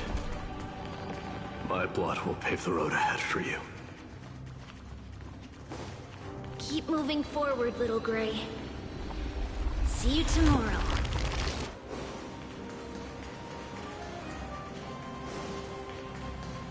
That seamstress wasn't wrong when she said a lie needs more lies to keep it together. Reason and trickery. Never thought we'd be the pair to finish this final setup. Can't catch that Tin Man without your little slides. Besides, this is our last shot. Not the time to be picky, right? Don't oversimplify it. Lycus just found out Akima's been an empty shell for the past 50 years. He's bound to be furious. At this rate, he could have done anything. That's exactly what we want. Rage blinds even the brightest minds. Doesn't matter how much of a genius he is, the principle still holds. Once he storms into the council and confronts me head-on, you trigger your alchemy with a boom and turn him into a caged beast.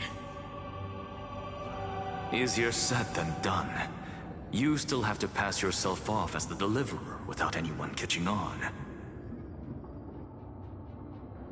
And you really think a human alchemical array can bind a godlike being? That's just nonsense. What? Getting cold feet? Or you just don't believe in the almighty worth of the demigod of trickery? Just tell me straight. Can you do it or not?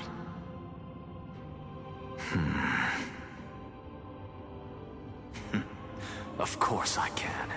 And it'll be child's play. But I've got 2 conditions.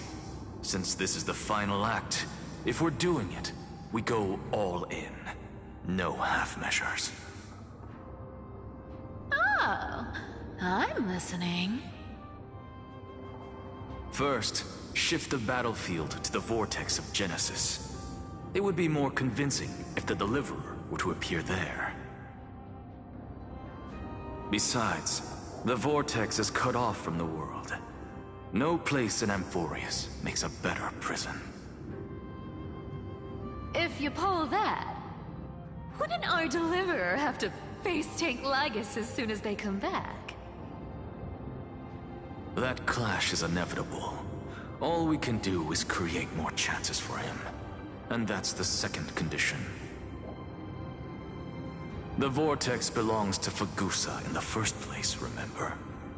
And there happens to be a demigod of ocean among the few survivors in the world. Loop Hysealand's in. Let her join the final act. I'll transmute myself into a Philosopher's Stone and embed myself into the formula. And when the time comes, she needs to shatter me and scatter that stone's ashes into the ocean within the vortex.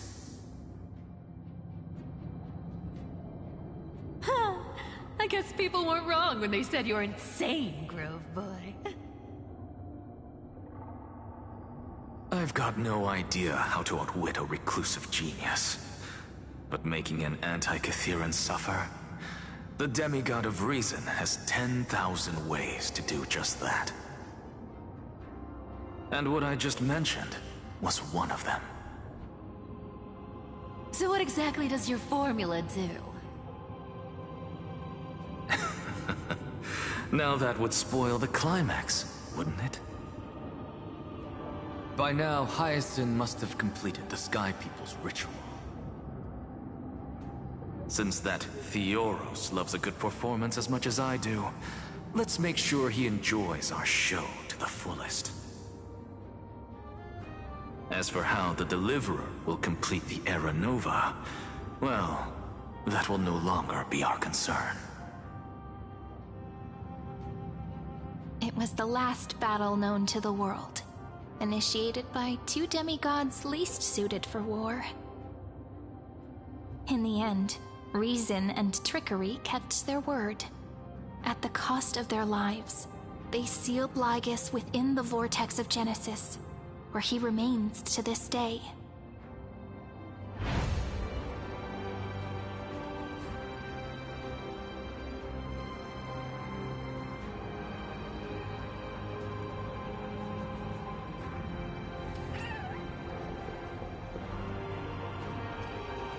Go forth.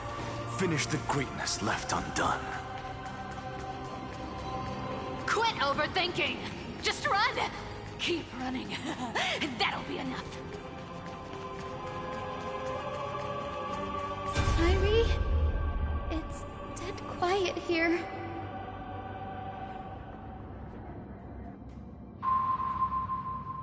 Akuma will stand eternal. Miss Cypher's lie has crumbled after all.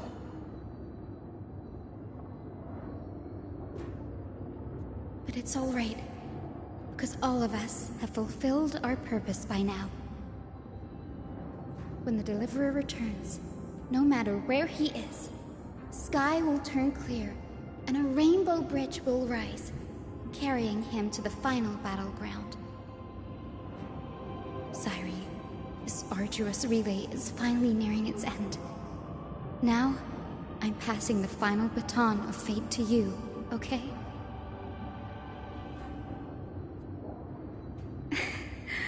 No, that's not quite right. After all, it was you and him who lit the first spark of this journey, wasn't it?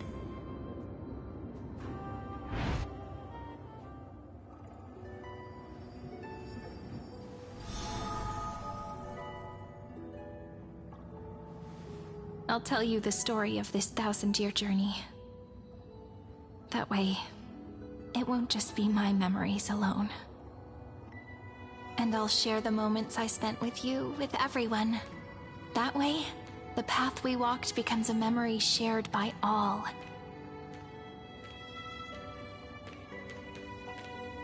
People will know that there's nothing left to chase.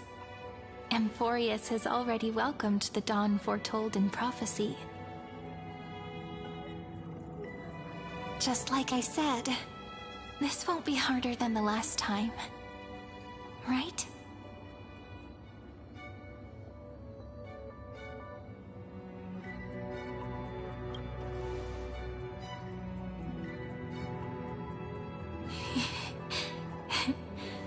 I wonder what kind of expression you're wearing right now.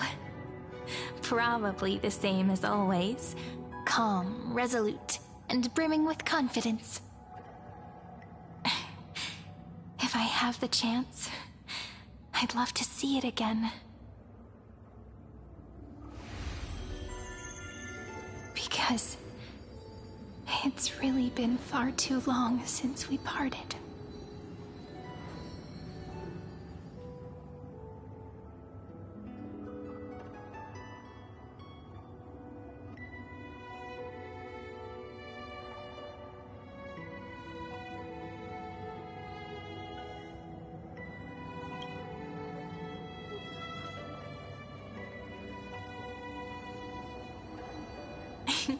Someone as sharp as you must have realized by now that this isn't reality, but a maze of time.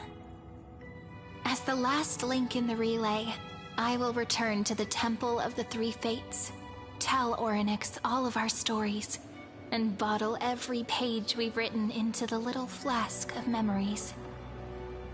And then, may it set sail in peace, drift down the river of time along with the core flame of world-bearing, reach your side, and lead you back to Amphorius.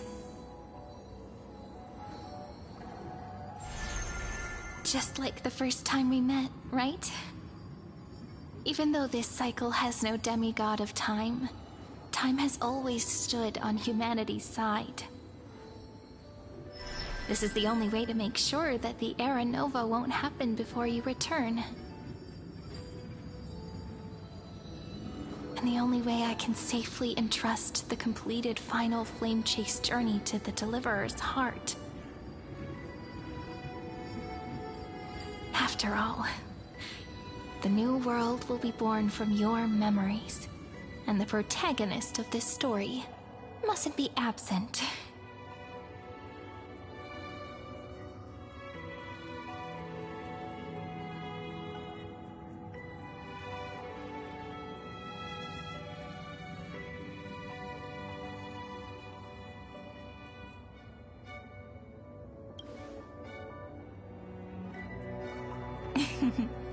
I believe you will never let us down, just like always.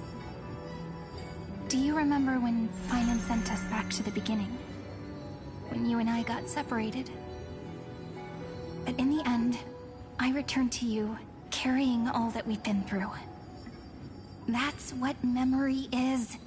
It may wear down and fade in the river of time, but it never truly leaves. When that hidden corner of the heart is stirred, the past returns even more beautiful than before. So don't worry.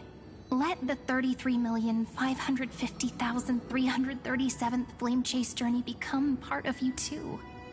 I've gotten a lot better at it with the experience from the last time. Next, you will head to Styxia and find the Vortex's entrance guarded by the demigod of Ocean, before charging toward the final battlefield.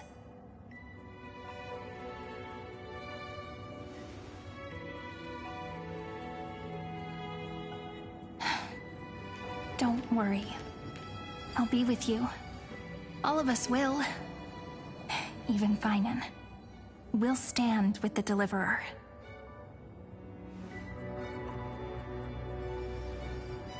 So say a short goodbye, then set off, just like we promised at the start. Toss away all unnecessary worries and troubles, and bring our smiles and determination into tomorrow.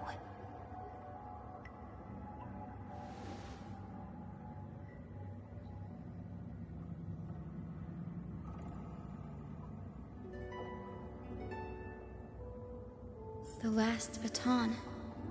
I wonder how long you'll have to wait before passing it on to him. No matter how long it takes. But, Sairi, what if you wait and wait, but that hero never arrives? That won't happen. Because I know that no matter how long it takes, he'll definitely return to this place.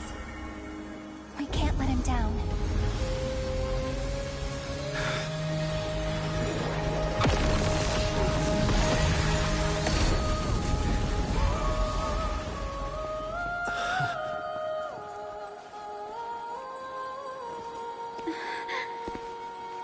Sky shall rain rays of dawn for you. May romance be with you on your journey. And reason grant you enlightenment. Let strife bestow you with inspiration. Trickery ensure your success. Allow death to protect your soul. And at last, let passage point the way forward. While time will remember the Trailblazer's journey.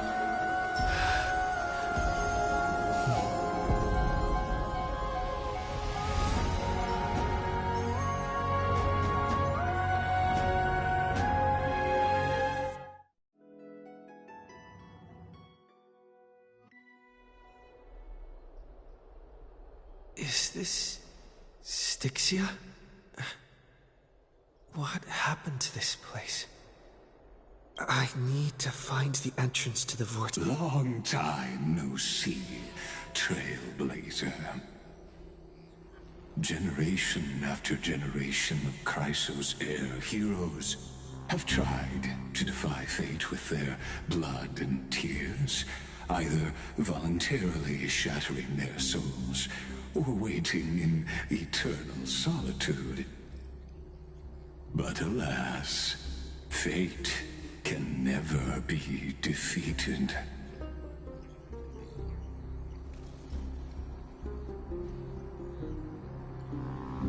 Reason and trickery may bind my flesh, but my will shall never fall silent.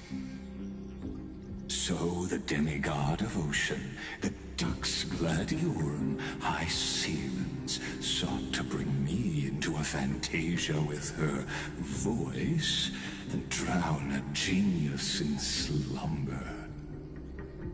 But alas, it was all a hopeless dream. That warden fell before I did, due to erosion of time, while her prisoner remained unchanged.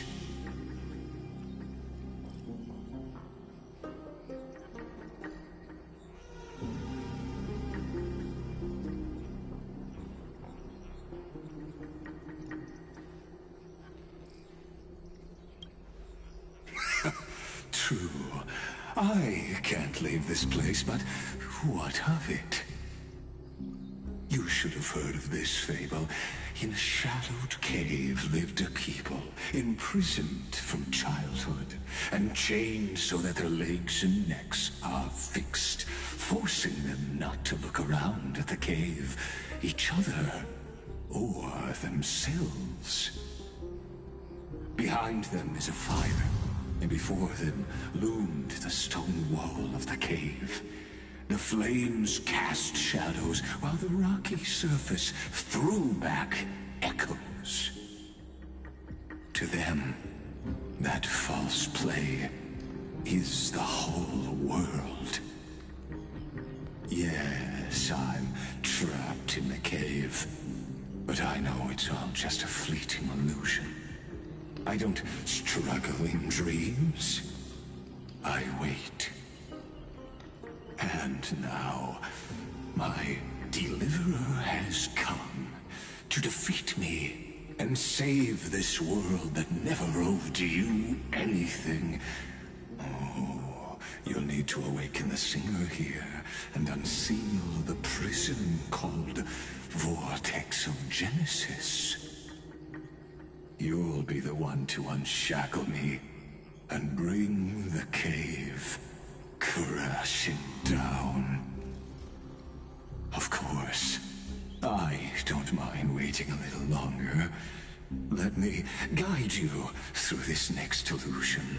One last memory from that prison warden. I hope you'll watch the stories of this fantasia closely. Logically, the deliverer must see the world for what it truly is. Emotionally, this memory captures the fate of everyone in Amphorius better than anything else. Only by feeling it for yourself can you understand my point of view. The meaning of destruction.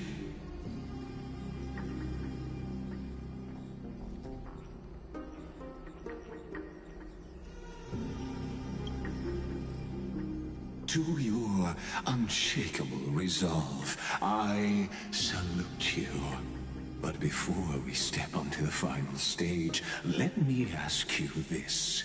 In the spirit of that fable I told you just now, can the prisoners in the cave learn to see the shadows and echoes for what they are, and stop mistaking them for reality?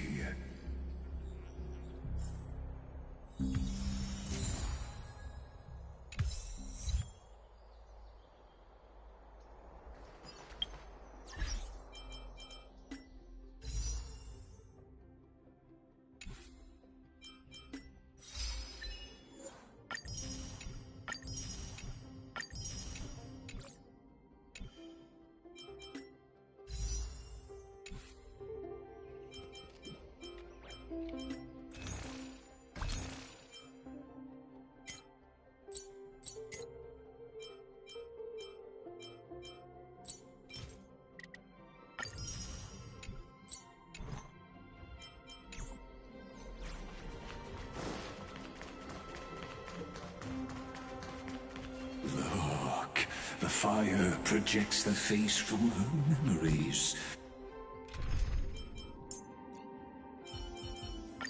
If an emergency unfolds... An actress upon the stage of this play.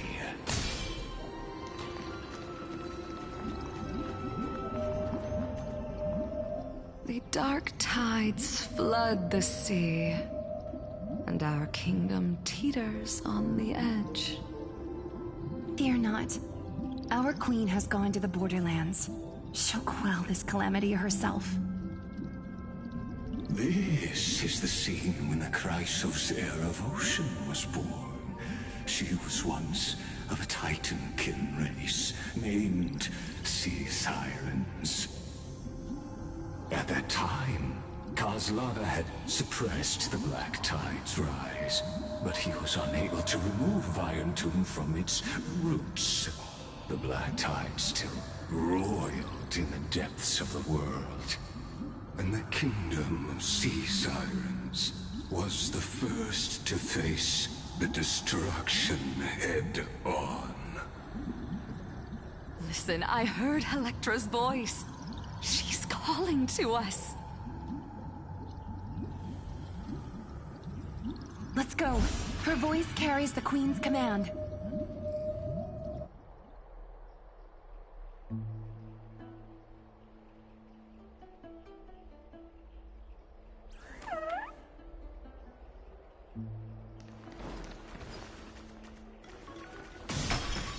To keep the Black Tide from threatening the ocean, the Queen gave her all, body and soul. Born of the Queen's chalice. My sisters! You're finally here! Of course, Electra. Your beautiful melody drew us here.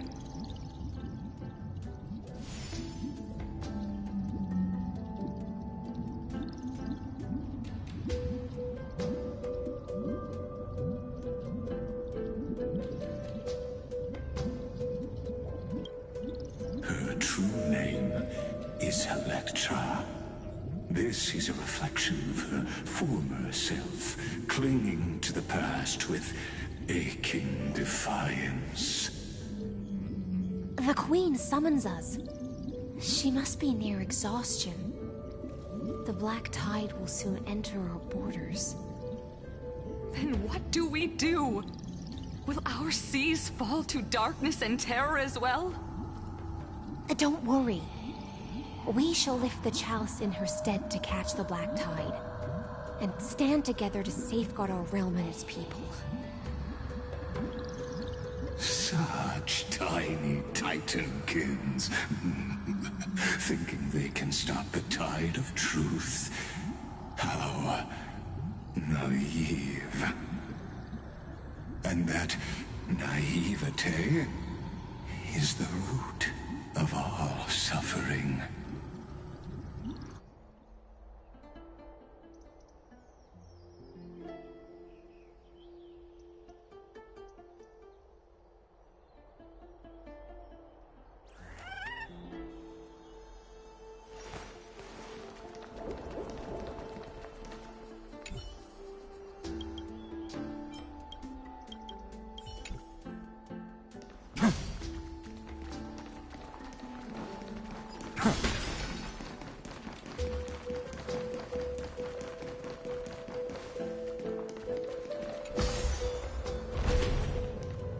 The Queen's palace lies just ahead. Even her once graceful form is now tamed and drowned in dirty mire.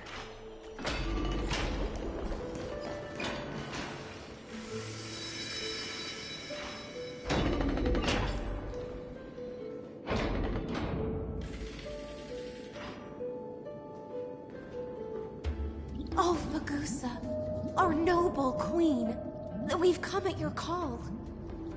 My little fishlings, you swim with such joy. It pains me to speak of the kingdom's sorrow. I once believed I could drink the Black Tide dry, but even the deepest chalice must one day overflow, and I can hold no more of this filth. Mother, worry not.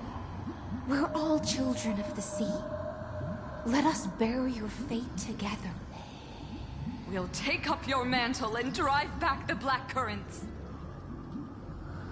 We'll mend your sacred chalice and take in the cursed filth. My little fishlings, when the spear of strife falls, you may retreat in peace. I promise you, on the surface, the city-states will hold a feast without end in your honor.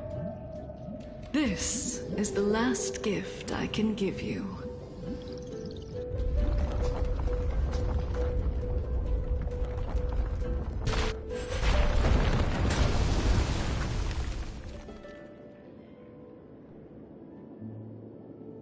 Fagusa sank into the abyss.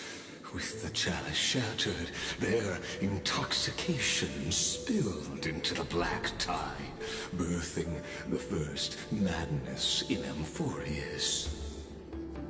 Sea sirens followed one after another, hunting for the Titan's fragments, until their flesh decayed and their bones crumbled, all for the promised final feast.